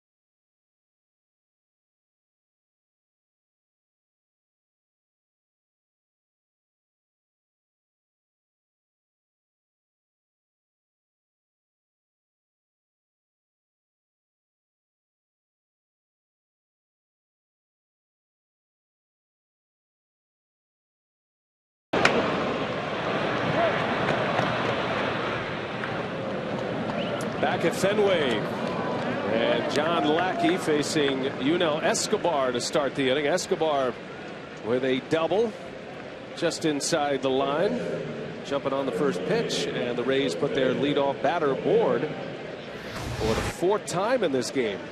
You see Middlebrooks playing well off the line. The ball wasn't hit that far from him, but it was hit so hard he couldn't react to it. Bounced off him and then into some auxiliary seating that I think is for photographers. A photographer's well, so it'll go as a ground rule double.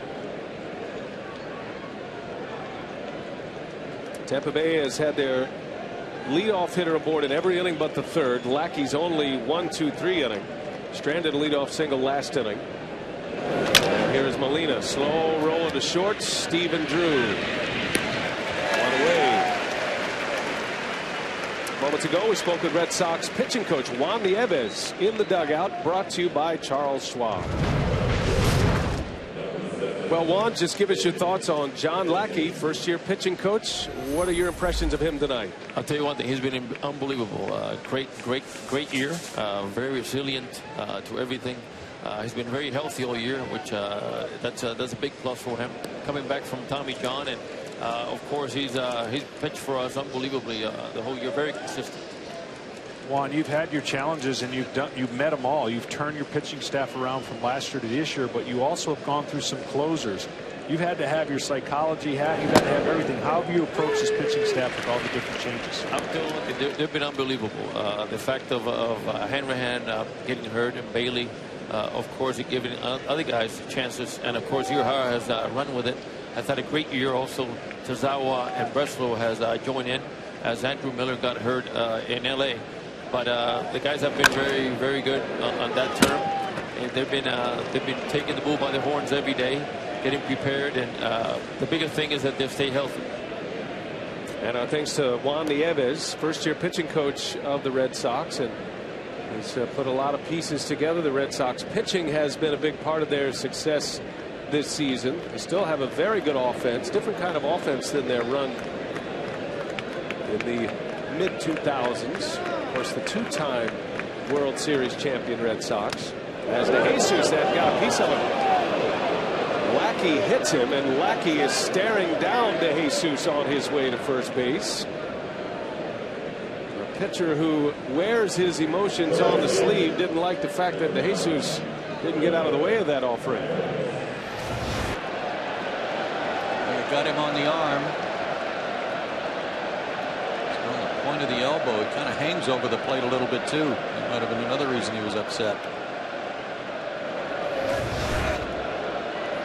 So Lackey has given up a double and now a hit batter, one away. And here is Will Myers, and what a spot for him to deliver. Myers is 0 for 2. Well as things are going for the Red Sox, and offensively they are doing everything right. They're getting a lot of breaks too on plays off the wall, etc. But the way they have hit John Lackey in the past, they are not out of this ball game by any means. A lot of innings to be played, and they're only down 4 runs. Lackey against Tampa Bay in his Boston portion of his career, 9 starts, an ERA of 6.7. It's a 3-5 record, a 6.70 ERA, and he has given up at least 4 runs against the Rays in his last 6 starts. 1 run tonight. Tampa Bay has to get better with runners in scoring position quickly if they're going to get back in this one. Myers down the line, foul, just missed the bag. And the count will go to a ball and 2 strikes. It's really the first hittable pitch that I can remember Will Myers has had. They've done a nice job keeping the ball away. You could see the game plan is feed off of his aggressiveness. He loves the fastball. Majority of the pitches have been breaking balls and off speed, and they've been away. And almost lulling them to sleep with off speed, and then being able to beat him late with a fastball occasionally. Big spot. 1 ball, 2 strikes, and Lackey, an inside move, puts the runners back. Throughout the year, the Rays struggled against Boston with runners in scoring position, hit for just a 171 average. In this postseason, in 2 games so far, they are 0 for 9. Their 2 runs yesterday came on solo homers as Myers to right. Victorino is there. There is the second out. Escobar will advance to third. Runners at the corners with 2 away as we check in with Rachel. Well, guys, John Lackey was chosen for this game in part because his record is so much better here at home. And he joked, hey, it should be the other way around since this isn't a very pitcher-friendly park. But he guesses he just has fun with the fans here. And that's notable considering how the fans felt about him just a season or so ago. Lackey, of course, part of the fried chicken brigade, but he really has rededicated both his body and his attitude over this past offseason. You know, he lost around 20 pounds in the offseason, and manager John Farrell was telling us he's come to symbolize what this team has done in its turnaround. The fans here have noticed. We've heard some great cheering for him today, and hey, he's Mr. Fenway now, guys. That's hard to believe, right, Rachel? Conscious effort to work on his public perception. Never paid much attention to the media in the past. As Loney takes a ball, and that's okay. And when you're pitching well, and if you're dominating, that's one thing. But the link to the public is through the media, and John Lackey has made an effort to be better in that role this season. Of course, his elbow is all healed up. Still a chance to salvage this segment of his career with the Boston Red Sox. There's no doubt, Joe, he was a horse with the Angels, and he was a big game pitcher for him. Big game guy. I liked what John Farrell said about him today, though, about how he's learned to pitch at Fenway.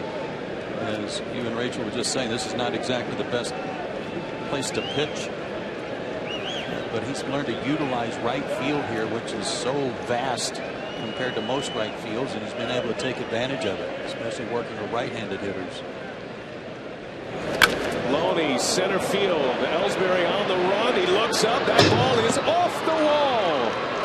One run is in Escobar. Here comes a second run. The throw is late. De Jesus scores, and it's a 2 RBI double for the former Red Sox. James Loney delivers, and it's 5-3 Boston.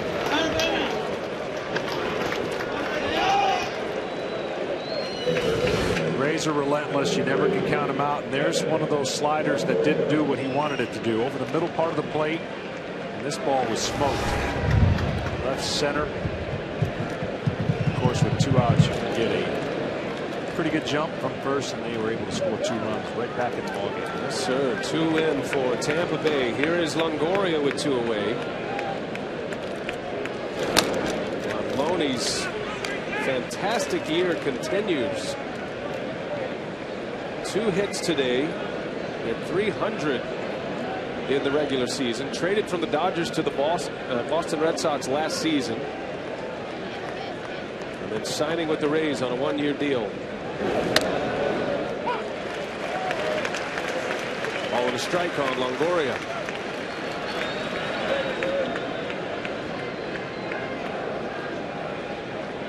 Longoria singled to start the 4th inning. Hit a shot back up the middle. He bounced into a double play in the first. That ended the inning. Big swing. He chased one.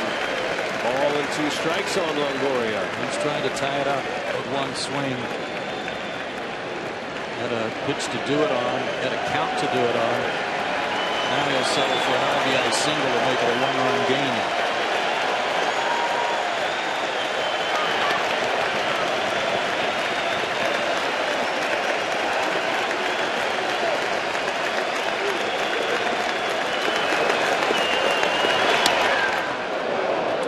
Far for Longoria.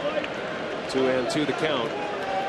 Longoria here at Fenway Park in the 08 American League Championship Series homered in all 3 games at Fenway. He's got this very upright stance, and even though he has a bit of a stride too, his head is very still. Real quick hands, powerful swing. At least in my view, the most dangerous hitter in their lineup, as you just talked about what he can do in this ballpark or what he's done in this ballpark. David Ross certainly have to talk to Lackey about that. Yeah, no sense tricking him right here with a 2-2 count. There's a base open. I know you want to get this guy out, but it's not the end of the world if you don't. So you don't want to try to do something to a hitter and trick him. Make the best pitch you can outside the zone.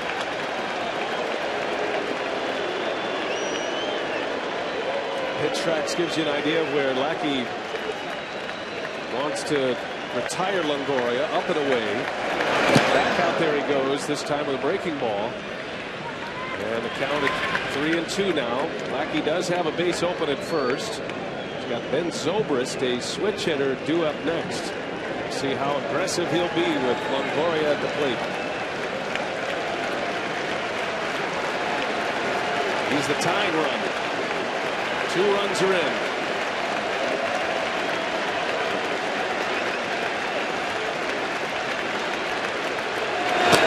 And Longoria, a little half swing, able to check it. And he is aboard with a walk. First and second with 2 away. Shaping up to be a very tough inning for John Lackey. You know, guys, you have these meetings before the series starts. You have the meetings before a start for Lackey. Tonight, I'm sure, and you go over the players, who's hot, who's not. And who's the guy you don't want to have beat you? And Evan Longoria's got to be that guy for the Red Sox. And after that visit from David Ross, it was obvious they were not going to pitch to him. So now Ben Zobrist with the tying run aboard, and Lackey misses away from the first offering. Zobrist walked and scored in the second inning, came in on the Delman Young sac fly, and then he struck out looking in the fourth. Homered yesterday, hit a bomb over the monster in yesterday's game. That was as a right-handed hitter.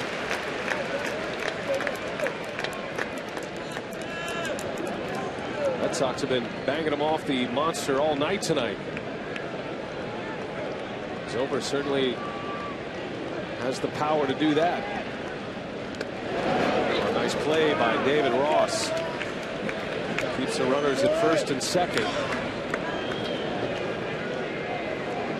He doesn't block this. They've got the tying runs in scoring position.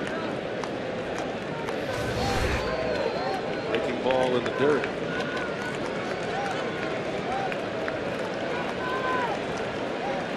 See the numbers for Zobrist against Lackey. Heavy numbers. Swing and miss. 2-2. Zobrist, I know he hit the home run yesterday right-handed, but he's typically got more power left-handed.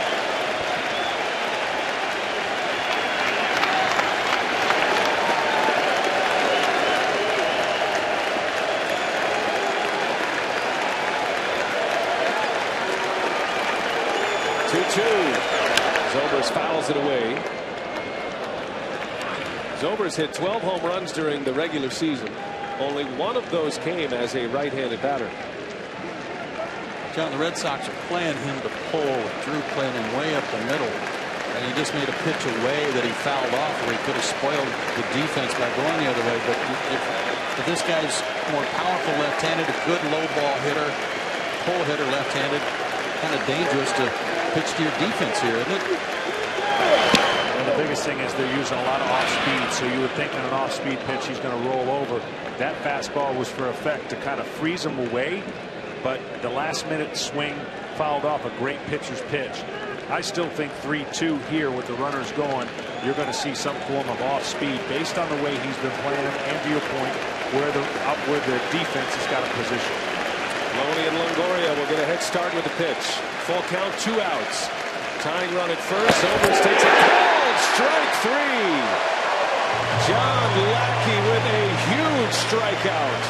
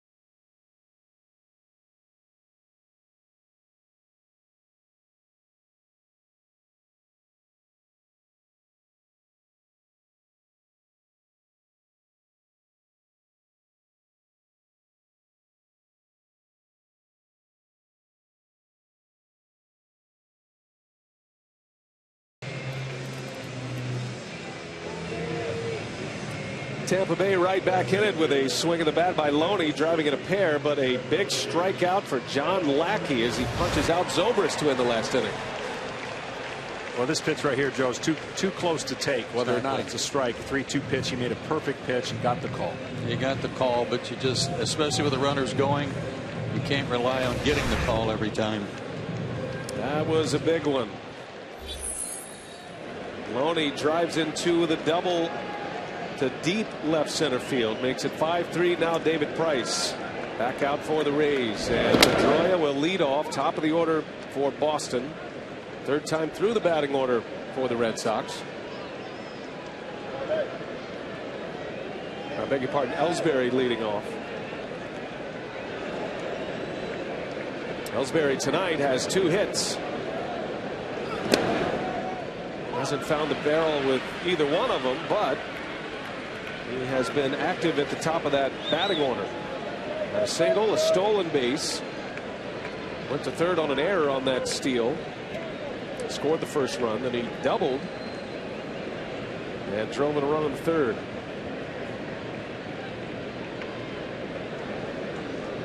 Oh, 2 pitch. All in 2 strikes. Neither one of these pitchers have been very good tonight on shutdown innings. This is a big shutdown inning right here for David Price after his team got him back within 2. It's the first curveball we've seen in a while. It might have been the first curveball of the game. 0-2, good place to put it. Whether he's got feel for it or not, the rest of the game will determine.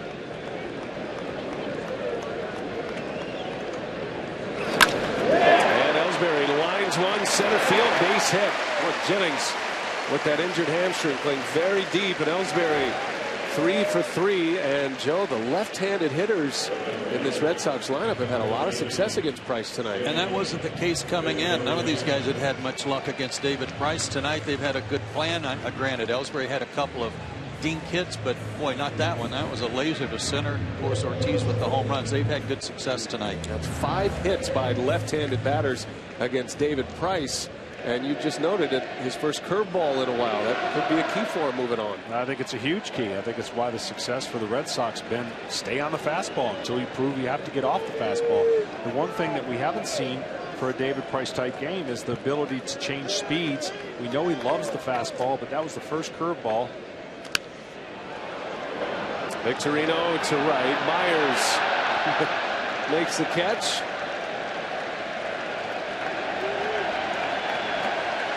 And the first out. And he's smiling. Joe Madden said, whatever they say, whatever they do, just smile. He's getting a standing ovation.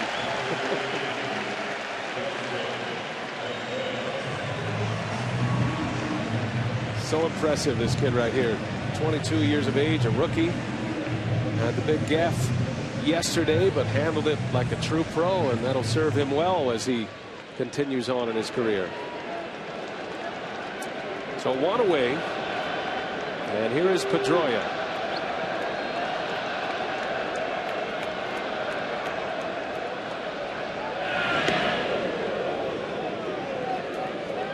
Like he was going.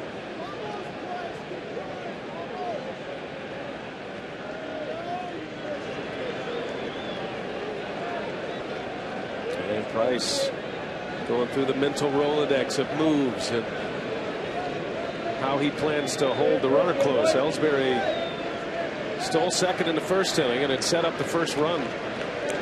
Molina did not get off a good throw in that first inning.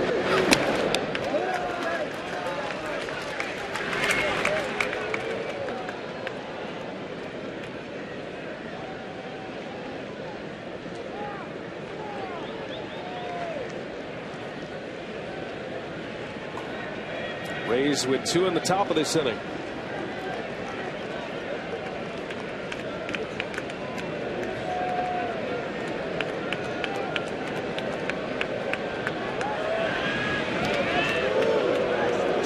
Sox are glad to see Ellsbury running as he is. Had a compression fracture in his right foot in early September. Just returned last Wednesday, or Wednesday prior. He's been back a little over a week now. Came back against the Rockies on the road as they wound up their regular season. but had a stolen base yesterday and another one here tonight.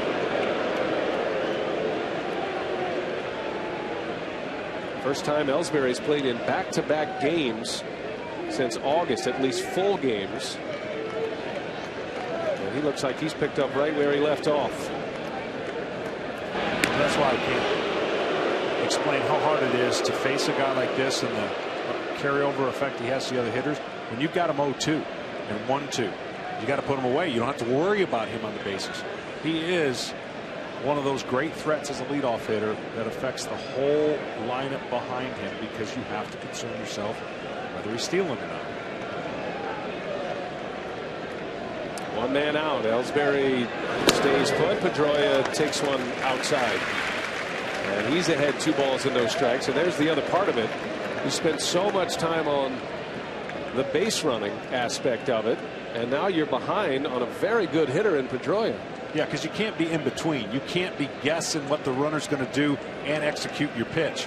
You've got to make your move, make your mind up that you're going to the plate to make the best pitch to him. If he goes, he goes.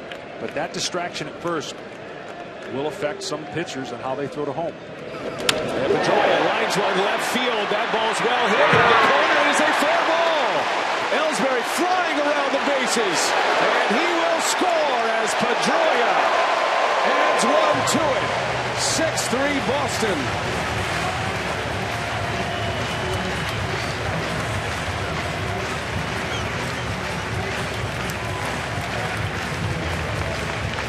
My goodness, Ellsbury can fly.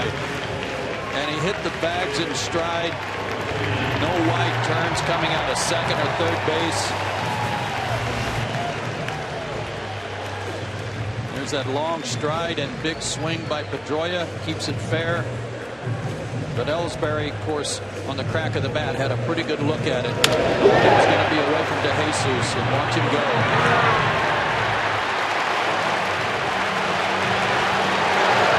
Scores easily.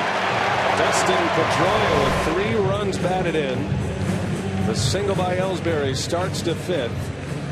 And the Red Sox, with a 6-3 lead, they answer once again. Pedroia's first 2 RBIs came on outs, a sac fly and then a ground out, or rather a fielder's choice. This time a double, his first hit of the night. Driven in half the runs, and now David Ortiz with 1 away.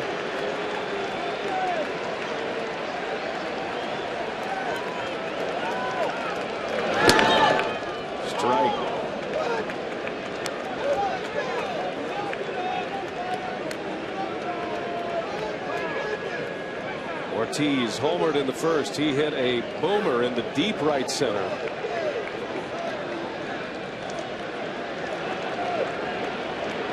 First and only home run so far for the Red Sox.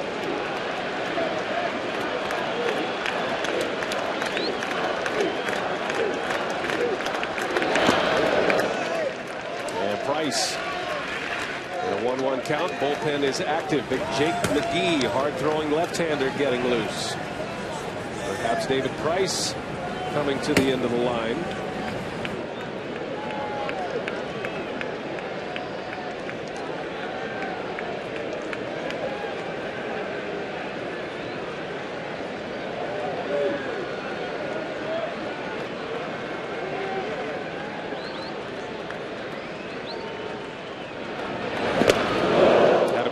Front. Ball and 2 strikes on Ortiz. Exception of the top of the 4th for Lackey. Neither pitcher's been able to have that shutdown inning and get a 0 on the board after his team scored. And all the things that I've seen tonight in this game, it's hard to believe that that's only the 3rd swing and miss against David Price. That to me is a telltale sign of the Boston hitters are seeing him pretty good. Price has Ortiz down in the count. A ball and 2 strikes. And a swing and a miss. Down he goes. Price comes back. He strikes out Big Poppy. Second out of the inning. Pedroia stays put at second. Well, when you look at one of the best hitters of all, DH, he starts him off, gets the ball in, throws the ball down, and an off-speed pitch goes down and gets a swing, and then just makes a picture-perfect pitch. Out off the plate. Big Papi went after it, missed it. Been a while since his last strikeout for Price. He struck out Napoli in the first to end the inning. Just his second K on Ortiz. And now Napoli will bat with Pedroia at second. 2 away. Red Sox are having a great series with runners in scoring position. 3 for 8 today. Yesterday they scored 12 runs. They were 8 for 17 at the plate with runners in scoring position.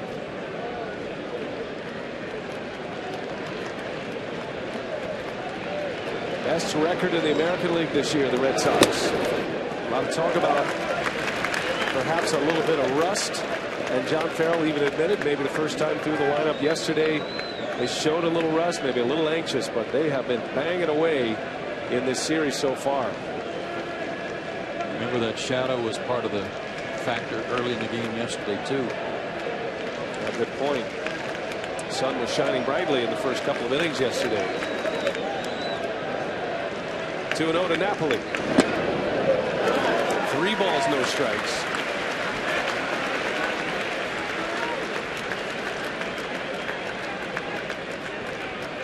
Rays get 2 in the top of the 5th. Red Sox come right back and answer. And Napoli looking for more. He's walked and struck out tonight.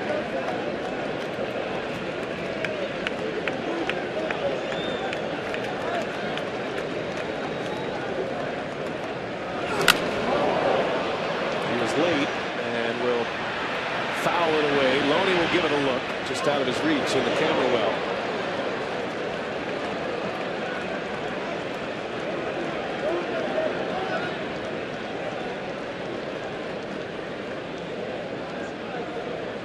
Himself in a 3-0 count and a green light, but couldn't catch up.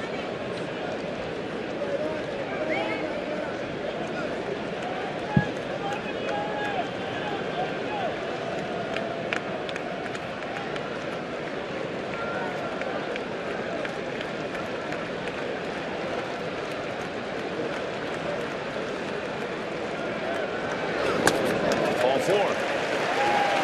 Napoli draws the walk. Second time Price has walked him.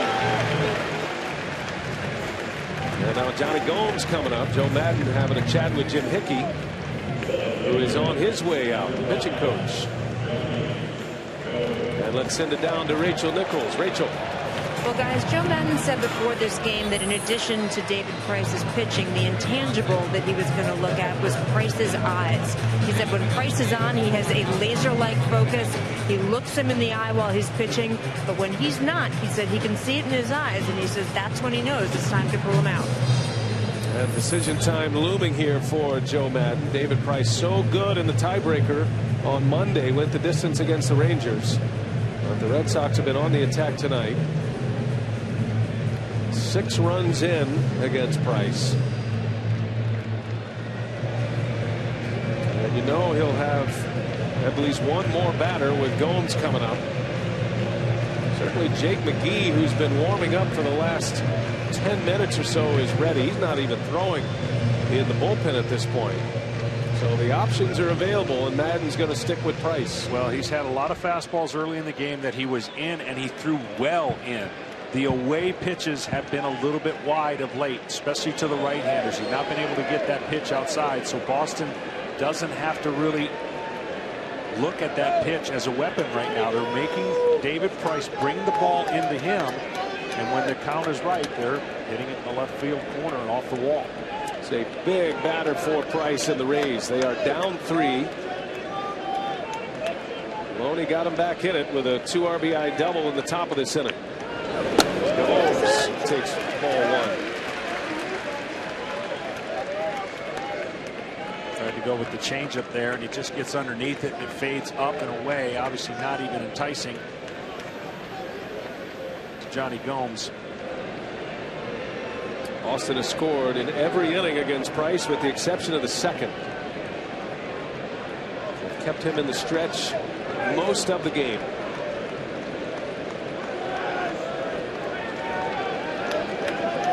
trick for a pitcher when you make that pitch. You go right back to it and stay back and make and execute a pitch against a hitter that's really aggressive, figuring he's saying, you're going to throw me a fastball.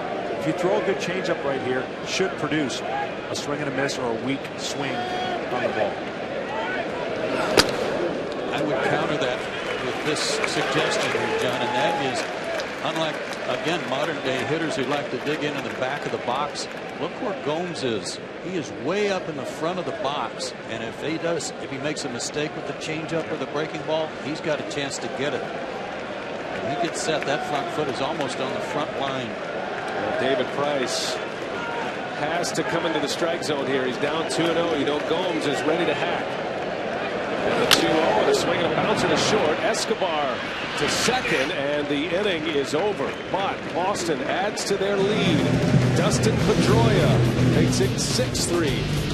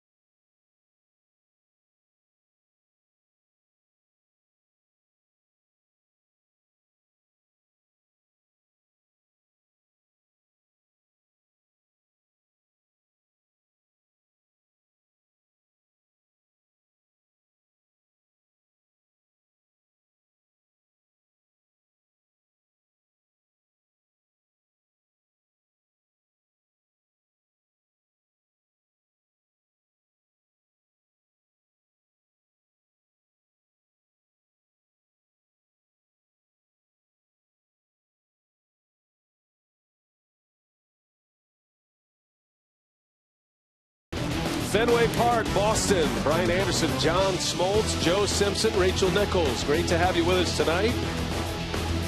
And we head to the 6th. The Red Sox roughing up David Price tonight. 6 runs are in for Boston. Red Sox lead 6-3 as Desmond Jennings will start it. John Lackey back to work here in the 6th.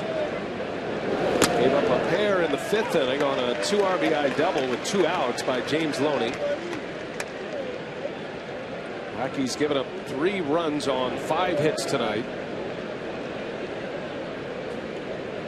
Jennings batting for the 3rd time. He rifled one to center in the 2nd inning and whistles that one into left field for a base hit. So Jennings 2 out of 3 and a lead man on for Tampa Bay. As we check in Atlanta, here is Keith Olbermann. Keith.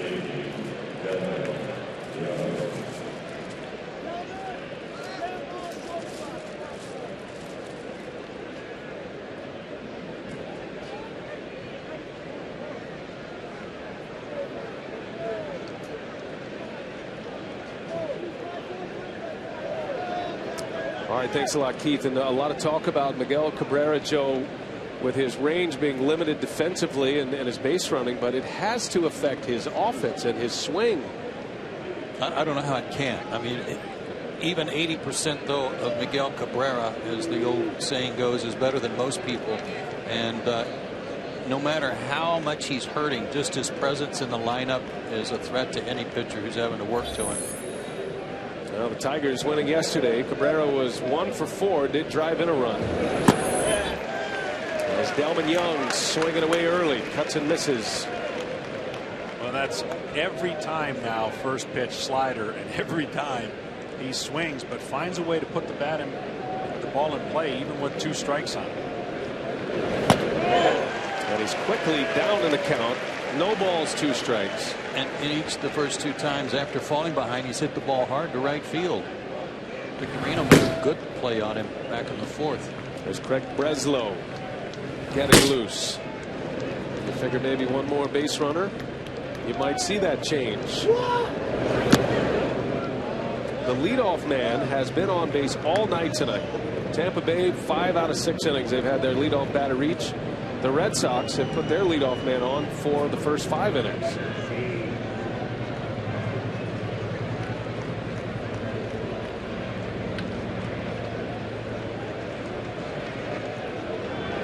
Hunter takes off, and Young a bouncing ball to short. This will keep him out of the double play. So Young retired. Jennings ends up at second, and the first out. Now, what's it really like in the broadcast booth? You can go behind the scenes of what goes into a TBS MLB broadcast with the impeccable Ernie Johnson on a classic Behind the Mic powered by Ford. Watch the segment after the game at BleacherReport.com/Behind the Mic to find out. That's a good idea they do that with Ernie, because with this crew here, I'm not sure people really would want to know. No. Constantly at the food buffet, or at least I am. Just like pitching in the bullpen, right, Smoltzy? Yep. Escobar, a base hit to right. And they will send Jennings. The throw comes in, cut off. The Red Sox had an out right in front of them. Well, Napoli botched that throw. Otherwise, could have been a base running blunder by Escobar. Instead, he drives in a run. It's an RBI single, makes it 6-4. And the Rays are hanging in there. Well, with Escobar, he's seen 3 pitches in 3 at-bats. A fly out, a double, and now a single. So needless to say, he likes swinging off of John Lackey. It's hard to do, by the way, 3 pitches and have that kind of action going on. Another pitcher who couldn't get a shutdown inning. Tampa Bay keeps fighting back. Lackey looked bothered last inning when he hit David DeJesus with that pitch. It seemed to affect him in the inning. And now more trouble here. And I still think Escobar, is they're going to probably do a little stalling here. Escobar's a candidate, if he stays in the game, Lackey that is, of possibly stealing 2. You see how aggressive the Tampa Bay has tried to be. And even though the guys have put the ball in play, because it's a couple times with 2 strikes, they put him in scoring position. Well, the Rays just avoided a huge base running mistake. Escobar still at first. They had an out right there. And now Farrell comes out. And with Matt Joyce announced as the pinch hitter. The play is for Craig Breslo, the left-hander. So Lackey coming out in the 6th. 4 runs are in. And his first postseason start as a Red Sox.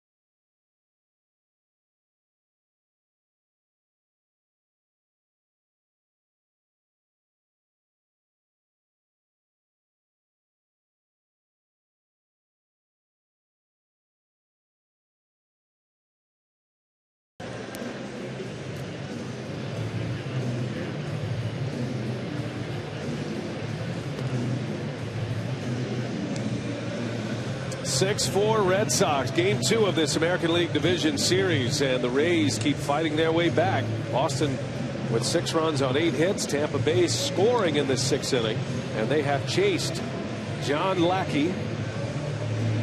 Just to give you an idea how important this is for John Farrell, he's got one of his better left-handers in the game in the 6th inning to face Matt Joyce. It's Craig Breslo. Yeah, one of the things you can look for him, good sneaky fastball, cutter, and slider. His cutter at 88 miles an hour, and he's got some sink on the fastball. He's not afraid to attack. I see him pitching from the left side, and he attacks in this race.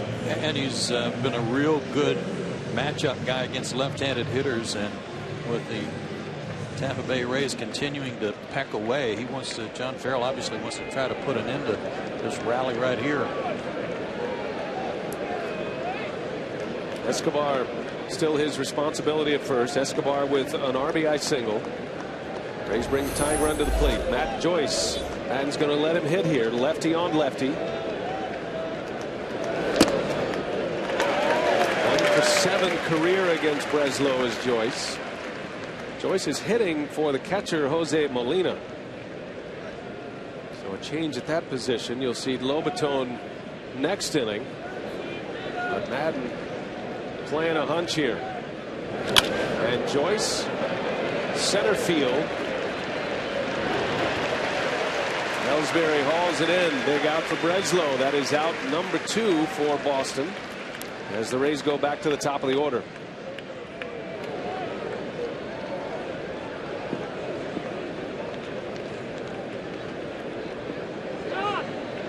Scheduled hitter was David DeJesus. And Sean Rodriguez will come in. So DeJesus is out. A couple of pinch hitters for Joe Madden. And you figure Rodriguez to stay in to play left field the rest of the way. Not known as a power threat, but he hit a bomb out of here yesterday. First home run of this series, gave the Rays the lead. Does have a home run against Craig Breslo in his career. One other thing bringing Breslo in does is maybe put a crimp in any thoughts the Rays had of swiping second base. They might have done it against Lackey, John, but against Breslo, you don't know if Escobar can get as good a lead or jump. And a bouncer. Drew coming in. Got to hurry his throw, and it is in time for the out. Breslo comes on. Retires the 2 batters he faces. 6-4 Red Sox.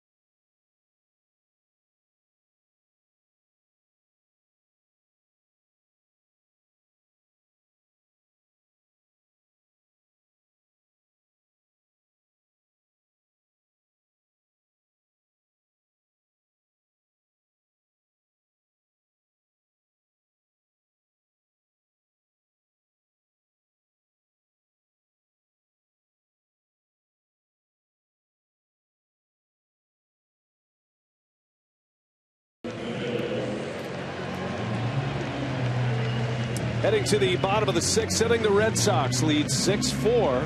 Scored in every inning but the second. David Price is back on the mound. Price has allowed 6 runs, all earned on 8 hits. Matt Joyce is the one who stays in to play left field. And the new catcher is Jose Lobaton. So Madden burning a couple of pinch hitters that inning. First ball swinging, Middlebrooks. Foul territory. Loney is under it. And 1 pitch, 1 out for David Price. Middlebrooks retired to start the bottom of the 6th. Well, big inning for Price. He won't be out there for much trouble. Take a look at our BMW clear advantage. Small C's next hitter coming up is Stephen Drew. And you see his spray chart. An opposite field triple, a rarity to go the other way on his chart. But was against the left-handed pitcher and a good at bat. And Drew had the RBI triple in the 4th. He flew out to left field in the 2nd inning. And he pulls one here over to Zobrist. And 2 up and 2 down for Price. Well, it's amazing this game how it can confuse you. He only has 86 pitches. He's given up 6 runs, and he's only had 1 inning where he hasn't given up a run. Coming into this game, I thought Boston knew what was their task at hand. If they could have scored in 2 different innings, maybe they would have been happy and produced some runs like they did yesterday. But in this case, Joe, they've been all over his fastball in this first inning. Change-ups and a grounder. And to only have 86 pitches at this point with that kind of work. Those runs, it tells us again that Boston's been aggressive early in the count, something they aren't usually doing. Maybe that was their plan against David Price, who's pitched so well against them here, was to be more aggressive. And one of the premier strike throwers in the major leagues, Price, typically comes at you. He doesn't walk many batters. Red Sox have been swinging early. Ross takes a cut on the first pitch. Rays have had the tying run at the plate at least in the last 2 innings. They're down a pair. You can just tell. I mean, that he casted that curveball right there, and a pitcher will know. I mean, he's going to know the feel he has for a pitch leaving the bullpen. There's times in the game that you can work it in. It's a little more difficult in these circumstances. You work in between innings to try to get that pitch going.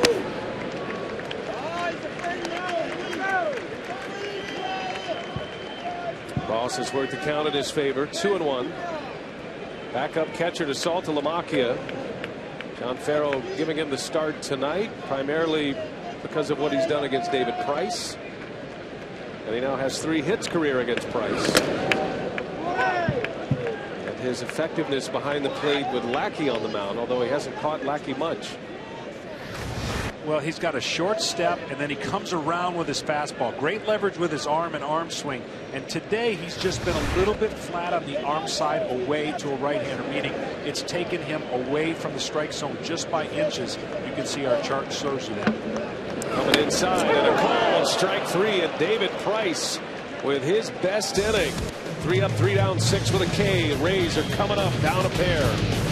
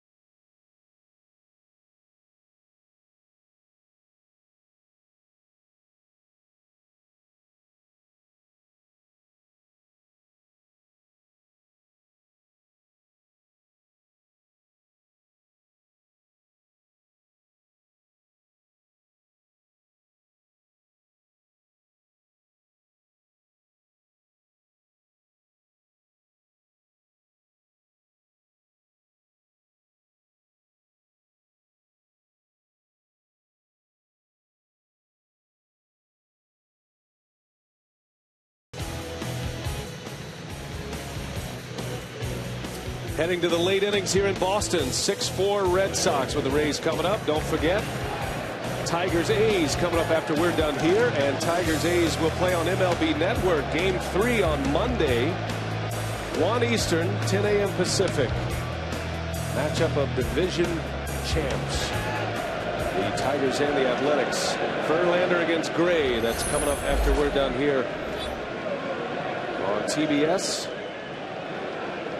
Breslo stays. Took him just 4 pitches to retire the 2 hitters he faced in the Rays half of the 6th inning. And now Will Myers leads off. Breslo misses outside, ball 1. Myers tonight 0 for 3. He is 0 for 7 in this ALDS.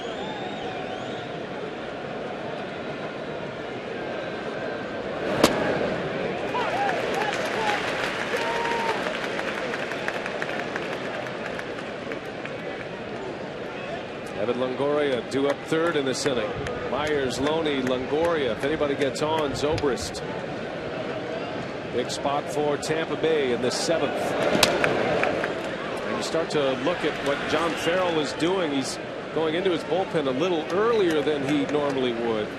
He had Breslo come in to get out of the 6th inning. Now he's in the 7th. Tazawa is already loosening in the bullpen. You'll probably see him here in the 7th inning. To the 3rd, Middlebrooks, long throw, and it's in time to get Myers. Good off-speed pitch there from Breslo, got him to roll over the top of it.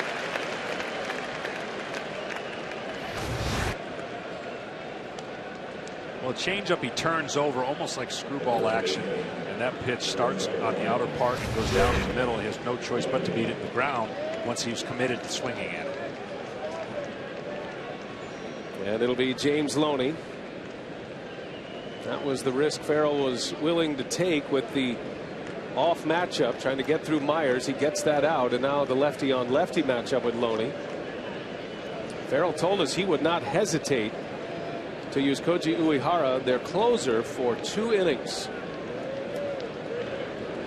And that hit him.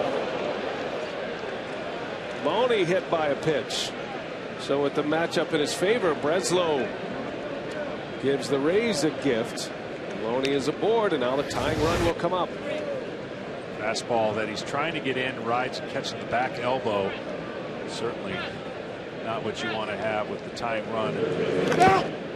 Rays' best hitter coming up. That's his throwing arm as well. Well, now what does Farrell do? Longoria coming up, representing the tying run. The Rays' best home run threat. Tazawa is ready in the bullpen. Rays are a swing away from tying this game up. Mondietta is on the phone to the bullpen.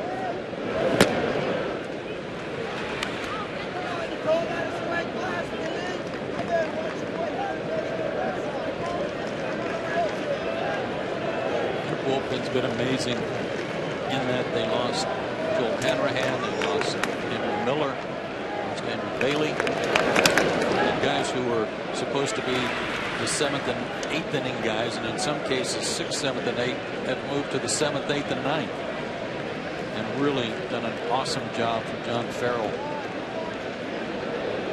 And nobody better than that guy, Koji Uehara, emerging as the closer and the dominant closer in the American League. Longoria let it loose on a 2-0 pitch. 2 balls and a strike. Good pitch by Breslo right to the bottom of the strike zone. Like John said, he can be sneaky quick with his fastball, low 90s. It's even better after a good changeup or 2-seamer kind of sinking away from you. 2-1. And he went. Cuts and misses. We covered the game in Boston, and we saw Longoria locked in with every pitch. He didn't budge. Just a little bit aggressive here, trying to make something happen, going after 2-0 count, just missing a fastball, and then a hard cutter slider in that he was already committed in. Now he's going to have to be a little more selective with 2 strikes. Yeah, he was going to right field though in Texas. 3 hits. He was a triple away from the cycle in that tiebreaker game. Breslo's come back. The 2-2 pitch, and it is down and away. Full count.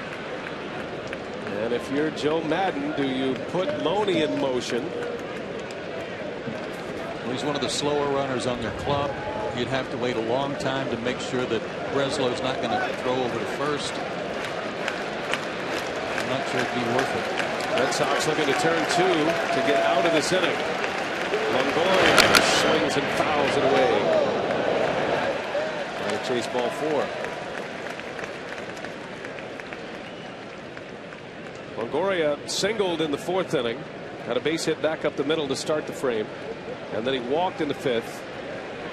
Put Zobrist at the plate representing the go-ahead run. Lackey struck him out. Rays have been threatening, but still behind. A little off speed here. Change up. And Longoria takes ball 4. So Breslo with a hit batter and now a walk. 2 on for the Rays with 1 out. And decision time for Farrell. This pitch was so hard to lay off. You get such a good look at it as a hitter. That high changeup that he missed with, and you know Longoria wants to do something big here to try and tie the game up. The fact that he laid off was pretty impressive.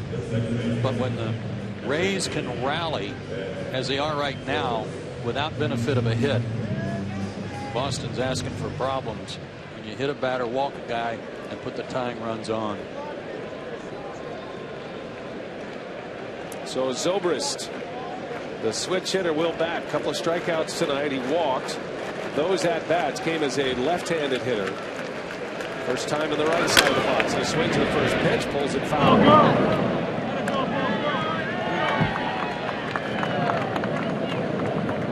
Zobrist just would love as a hitter to go gap to gap here. Try to keep the ball off the ground. But the way that you pitch in this ballpark as a left-hander is different than you would in any other ballpark. Just that 1 home run during the regular season as a right-handed batter. He hit one yesterday right-handed. If he hits one here, the Rays will take the lead. And Zobrist, the shot. Pedroia spins to second for 1 to throw to first. It's in time! What a double play!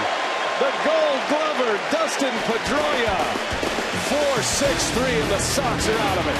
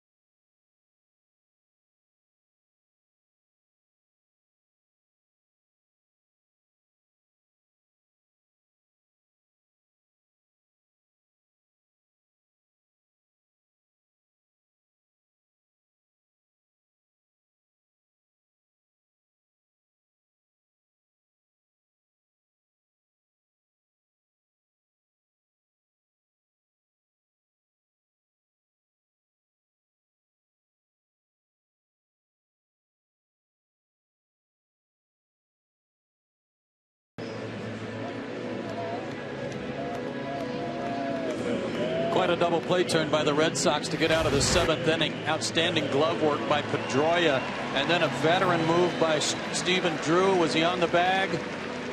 No. And a neighborhood play, but great rhythm catching that throw in stride from Pedroia, and got a lot on his throw, much to the delight of Craig Breslo. Breslo, fantastic in his relief outing here tonight.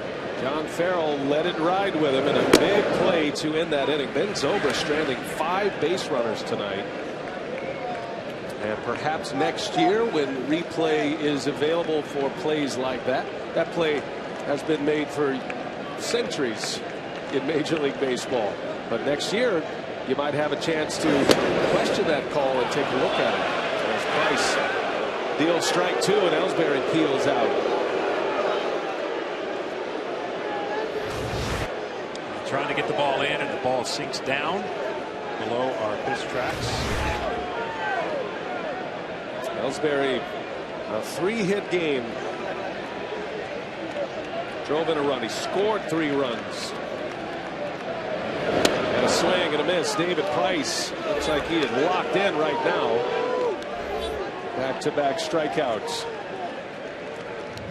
Well, if you want to know the secrets of being a home run hitter, check out Tim Ferriss. He shows you how to knock it out of the park. Go to upwave.com/baseball. I might make a comeback. Check in with him. Here's Shane Victorino.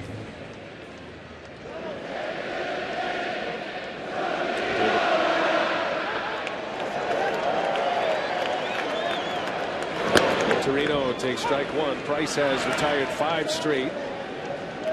Back-to-back Ks here.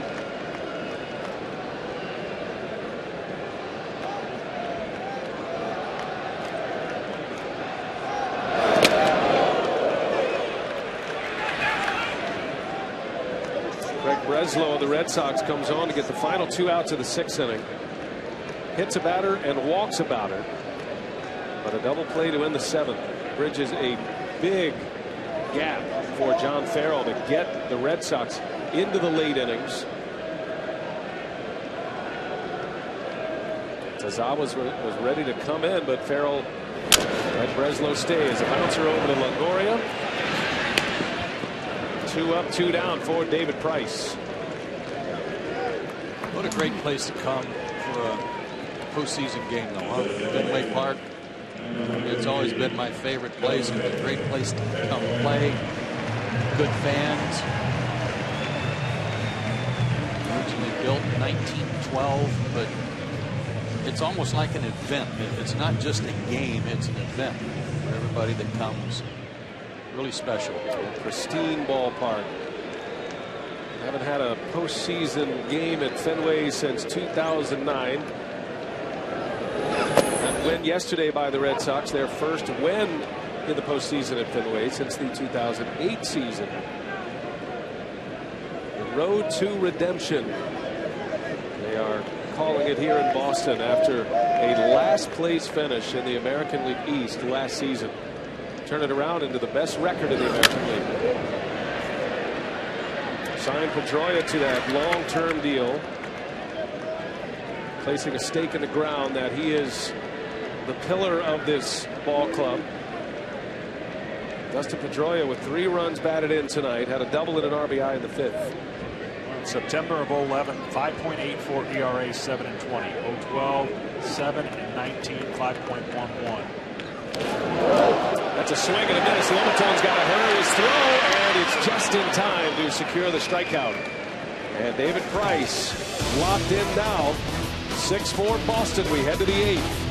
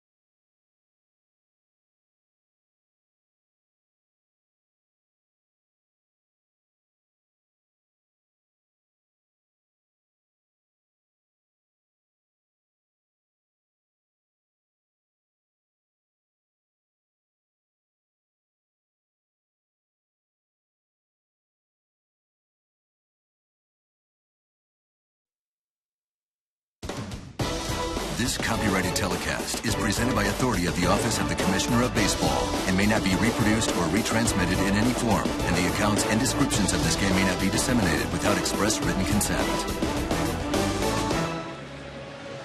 Heading to the 8th at Fenway Park in Boston. 6-4 Red Sox. David Price has retired the last 7. Picks up his 5th strikeout to end the inning. And now, John, it'll be Junichi Tazawa.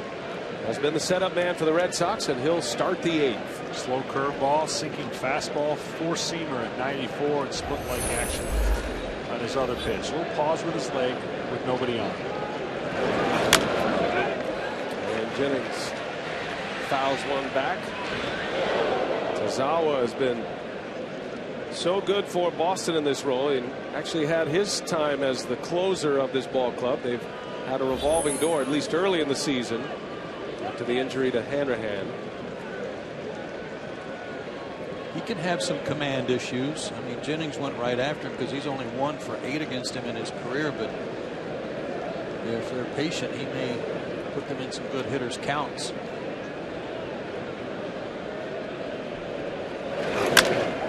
And a pop-up. Drew is there. And he'll make the play. That actually ended up in fair territory. Out number 1. Game 2 here tonight. Game 3 will be in St. Petersburg on Monday. Taking a day off tomorrow. Take a look at the upcoming schedule, brought to you by Toyota. Let's go places. It'll be Clay Buchholz against Alex Cobb, who was the wild card game winner for the Rays. That'll be Monday, 6 Eastern on TBS. If necessary, Game 4 at 8:30 on Tuesday. Off day Wednesday. Back here if necessary for Game 5 at Fenway, 5:30 Eastern. In this best of 5 American League Division Series, the winner headed to the ALCS. Delman Young with 1 away. Tampa Bay down to their last 5 outs. If you're struggling with your control, Joe, this might be the guy you want at the plate. He's swinging. It's a good time to practice your breaking ball on the first pitch.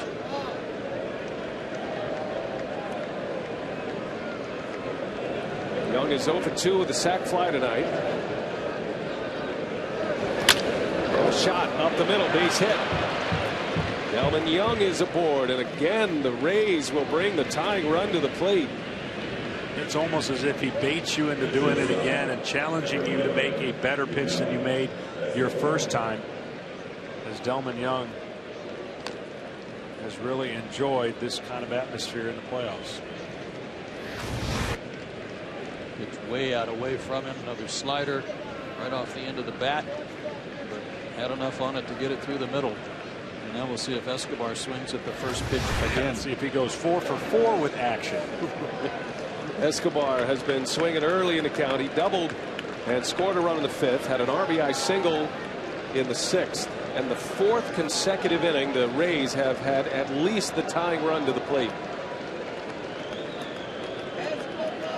Escobar's had some luck with him too. 3 for 5.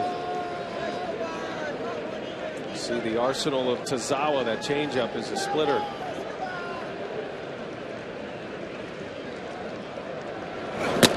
There's that little hesitation by Tazawa before he delivers the baseball. It can be disruptive. He was highly coveted by teams as a starter. The Red Sox got him.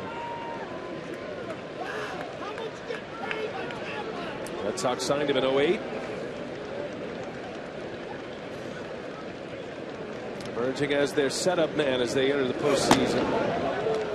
And Escobar does not bite.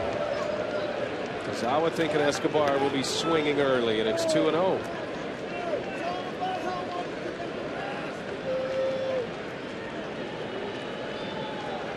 Did give up some hits in his 70.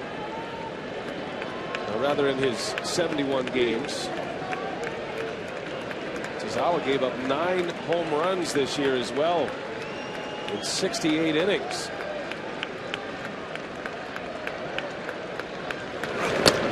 Strike.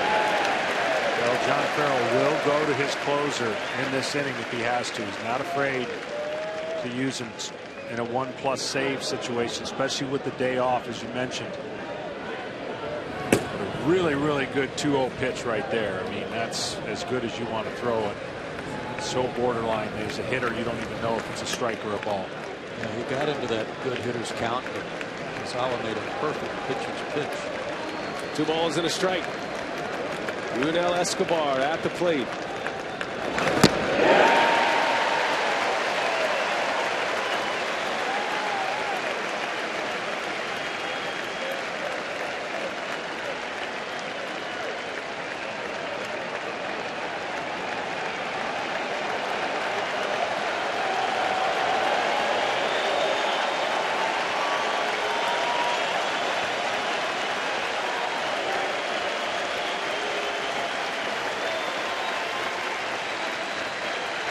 Two and two. Tazawa with Young at first and down in the dirt. 3 balls, 2 strikes. That looked like the one with the splitter type action. Now that's just good discipline and really a great pitch selection. When a guy swings over the top of a low pitch, go right back there. And this time Escobar stayed off of it. Now has forced a 3-2 pitch. The good pitches he's made to him, though, have been away. And with the runner being held at first, there's some room to the right side. Full count, 1 away. Young stays put, bouncing ball to second. Pedroia shovels it over. Drew to first. In time, another double play. The Red Sox, 2 outs, 1 swing of the bat, back-to-back innings.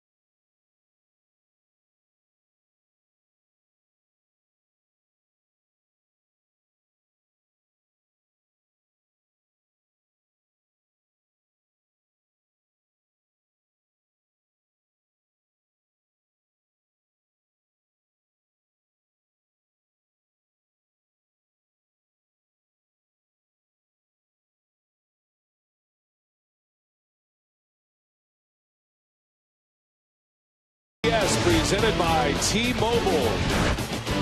Getting late at Fenway Park. David Price is still on the mound. He's retired 7 in a row, despite giving up 6 runs tonight.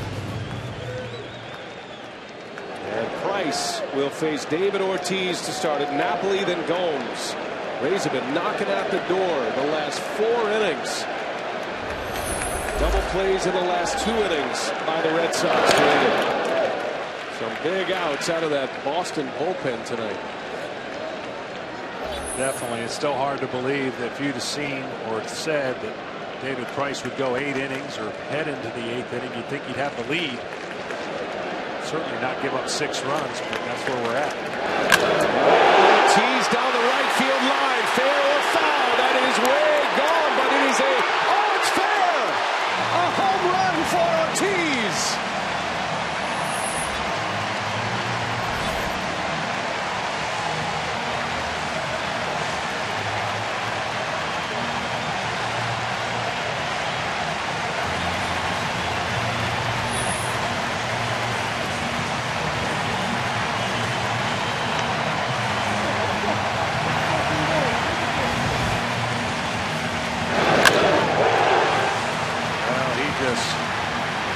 Just waiting to see if it's fair or foul. As he sits there, he crushed it.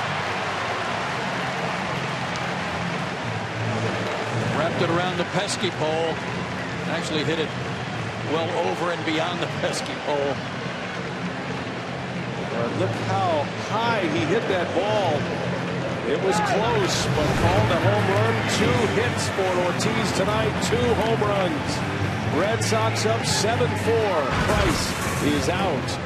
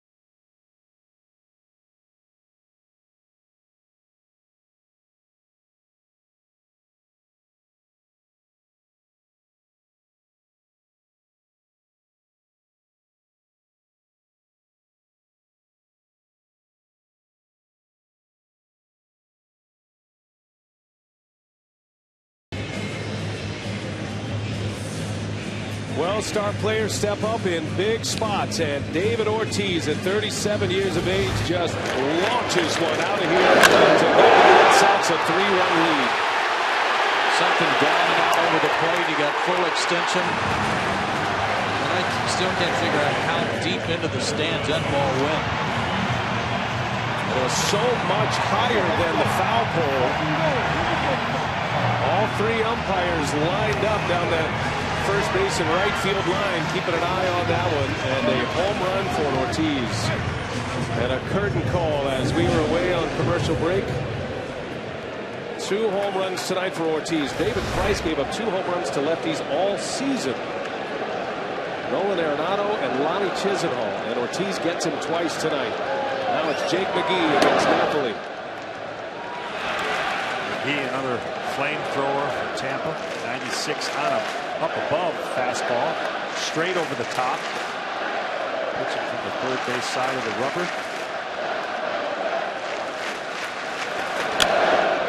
And a high pop up. Zobrist calls and catches for the first out of the inning. Our innovative stat brought to you by Nissan. And Mike Napoli typically seeing a lot of pitches per plate appearance. He's best in the major leagues, as a matter of fact. Seeing over 4.5 pitches per plate appearance. But to your point, Joe, all night long the Red Sox have been very aggressive, swinging early in counts, and they have for the first 2 games of the series, and it's paid off in a big way. I think it was just a setup, a year-long setup. because they are loose.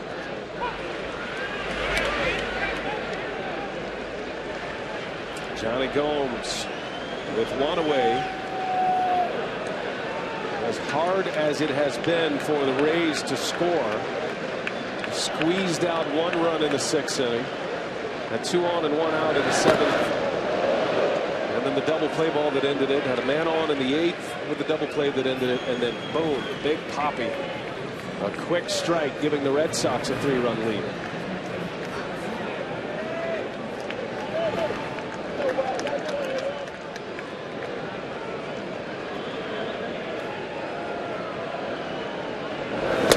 Sometimes the off days can disrupt the rhythm of a hot team, but I would look for Alex Cobb with more off speed, more ability to change speeds and location to maybe give the Red Sox a little different look, because the first 2 games have been primarily fastballs.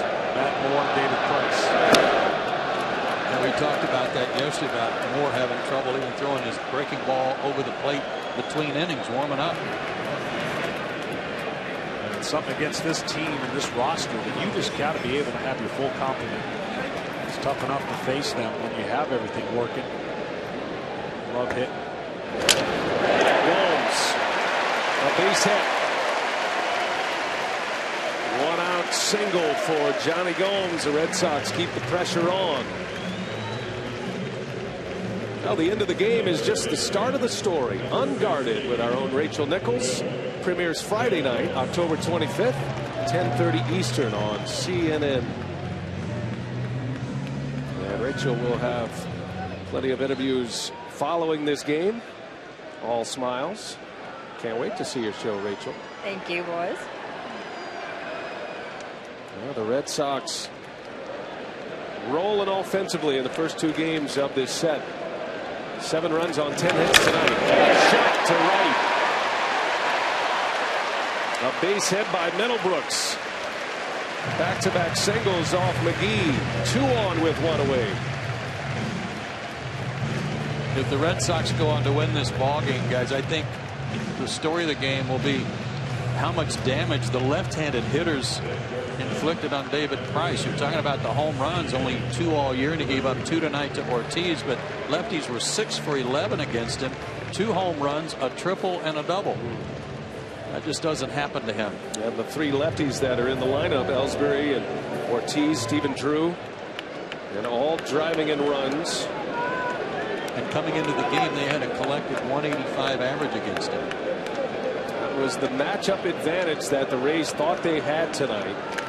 Red Sox have everyday players as left-handed batters like Ellsbury and Ortiz and Stephen Drew. They stay in the lineup regardless. They have come through in a big way.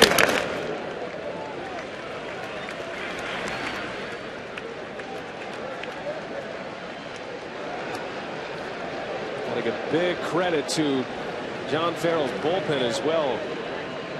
He asked Craig Breslo to give him 5 outs. Was able to get a big double play in the 7th. But an inning and 2/3, and then Tazawa gets the double play to end the 8th. Well, I'm a big believer in power pitching at this time of the year, and Tampa certainly second to Washington in velocity, average velocity for starters. But as we've talked about, velocity is one thing. Being able to put it where you want to is another thing. Complementing it with some swing and miss type pitches. And we just haven't seen a lot of swing and misses today from a staff that could create. Boston, again, the best average against fastball coming into the game, and they have not disappointed on that fact. Into center field, pretty well hit. Back is Jennings. And Gomes will tag. He'll end up at third base. Out number 2 for Jake McGee. First and third for Boston with 2 away, with David Ross coming up. To your point, John, and against good fastball hitting ball clubs, doesn't matter how hard you throw, especially if you're not locating it very well. You've got to throw off the timing somehow, some way. And that'll be the task for Alex Cobb come Monday. I know it'll go unnoticed, but Ellsbury really has set the tone today with those 2 hits. Great pitches in, breaks his bat, gets a single, steals, goes to third to start the scoring, and then that double that barely reached the left field foul. Ross, a bouncer to third, and to second goes Longoria, and the inning is over. But Big Papi with the launch. 7-4 Boston, Rays to the 9th.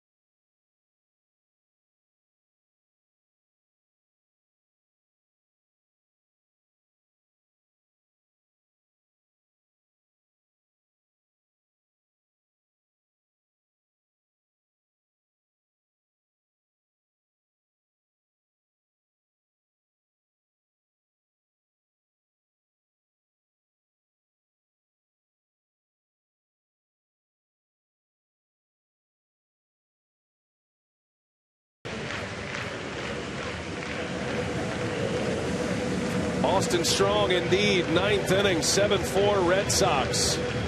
David Ortiz extending the lead. And this crowd is revved up now. Chance to take a commanding 2-0 lead in this best-of-5 series. And the Red Sox bring on their closer, Koji Uehara. He's got ridiculous numbers, as you can see. From July to September, an .092 batting average and an ERA of 0.22. He jumps at the hitter with a fastball. Tremendous split. He complements everything that he does in and out of the strike zone. Just pours in the strikes. He's quickly ahead of Matt Joyce. No balls and 2 strikes. Of those outings, 44 of them were perfect outings without allowing a run. Uehara strikes out Matt Joyce. 1 gone. Let's check in with Keith Olbermann in Atlanta. Keith.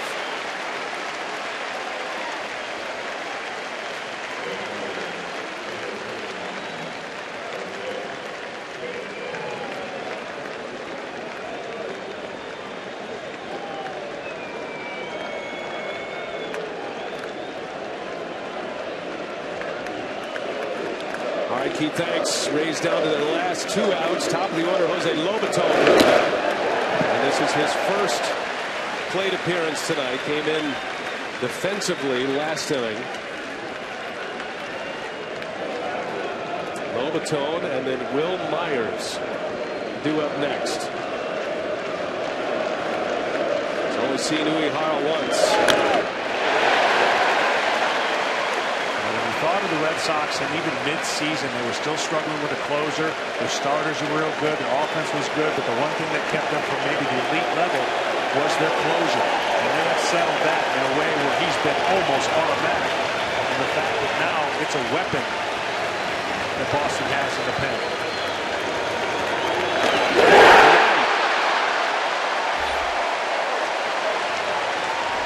Two batters, 6 pitches, 2 strikeouts for Uehara. There were some seasons where he was very average with both Baltimore and Texas, but last year found something. 1.75 ERA in 37 games with Texas. Became a free agent. Red Sox signed him, and then he has been a magic man here for the Red Sox. Will Myers, last hope for the Rays. Strike 1. 7 consecutive strikes. As you see there, that little hop, he really literally jumps at the hitter. The hitter doesn't see the fastball velocity for what it is. That's only 90 miles an hour. It seems like 97, and then you throw that split on top. That's an equalizer.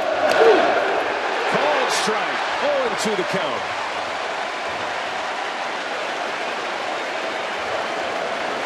He walked 9 batters this year in 74 innings.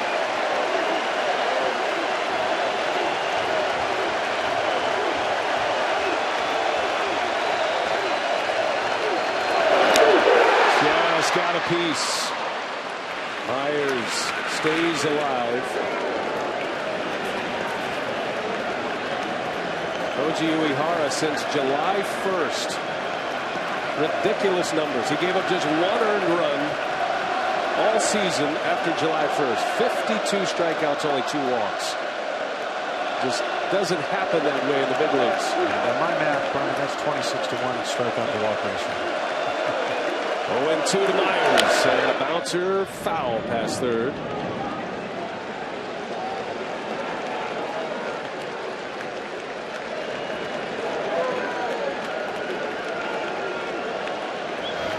Alex Cobb will have the ball game 3 Monday.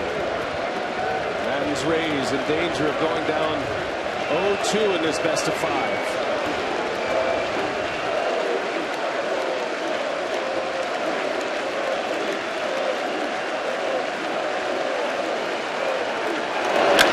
And a hard hit ball knocked down. Napoli to the bag, and he's there. And that's it.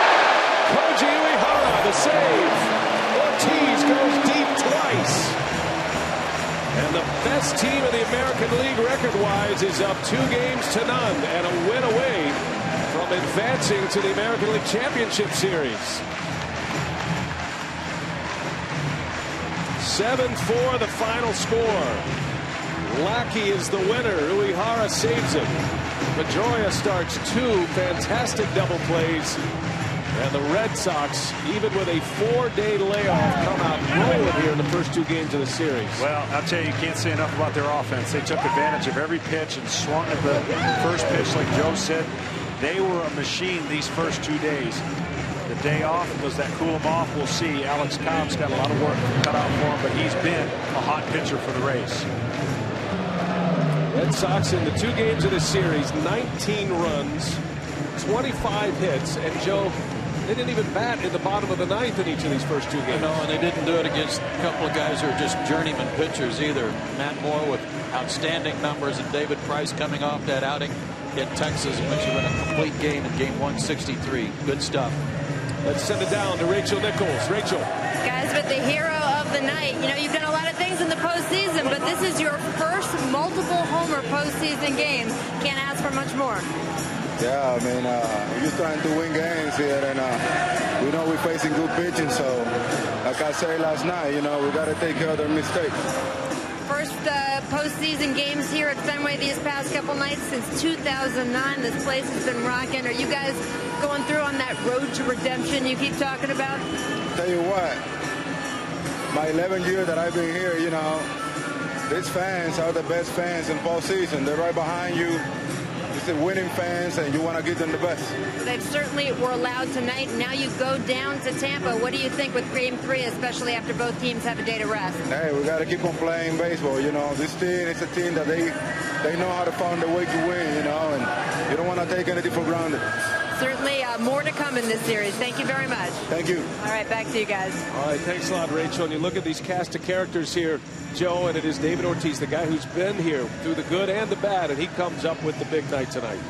On top of that, Brian, again, we talked about at the beginning of the game yesterday, the change in culture. You're going to look at the 2 home runs he hit tonight, but bringing in some other veterans to complement David Ortiz that have been into postseason.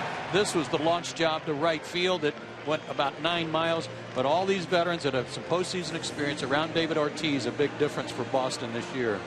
And the Red Sox beat the Rays ace, David Price. Last 23 teams to go down 0-2 on the road in any round have lost the series. The last to win was the Boston Red Sox back in 04 in the ALCS. They'll never forget that here in Boston. They were down 0-3. That'll do it for us. Game 2 in the books. Our final score. Boston wins it 7-4. TBS is your exclusive home for the 2014 NL and AL Division Series and the National League Championship Series. After a break, we'll send you to Oakland for Game 2 of the Tigers and the A's. For John Smoltz, Joe Simpson, Rachel Nichols, Jake Cutler, and Jim Lynch. I'm Brian Anderson. So long from Boston. Red Sox win.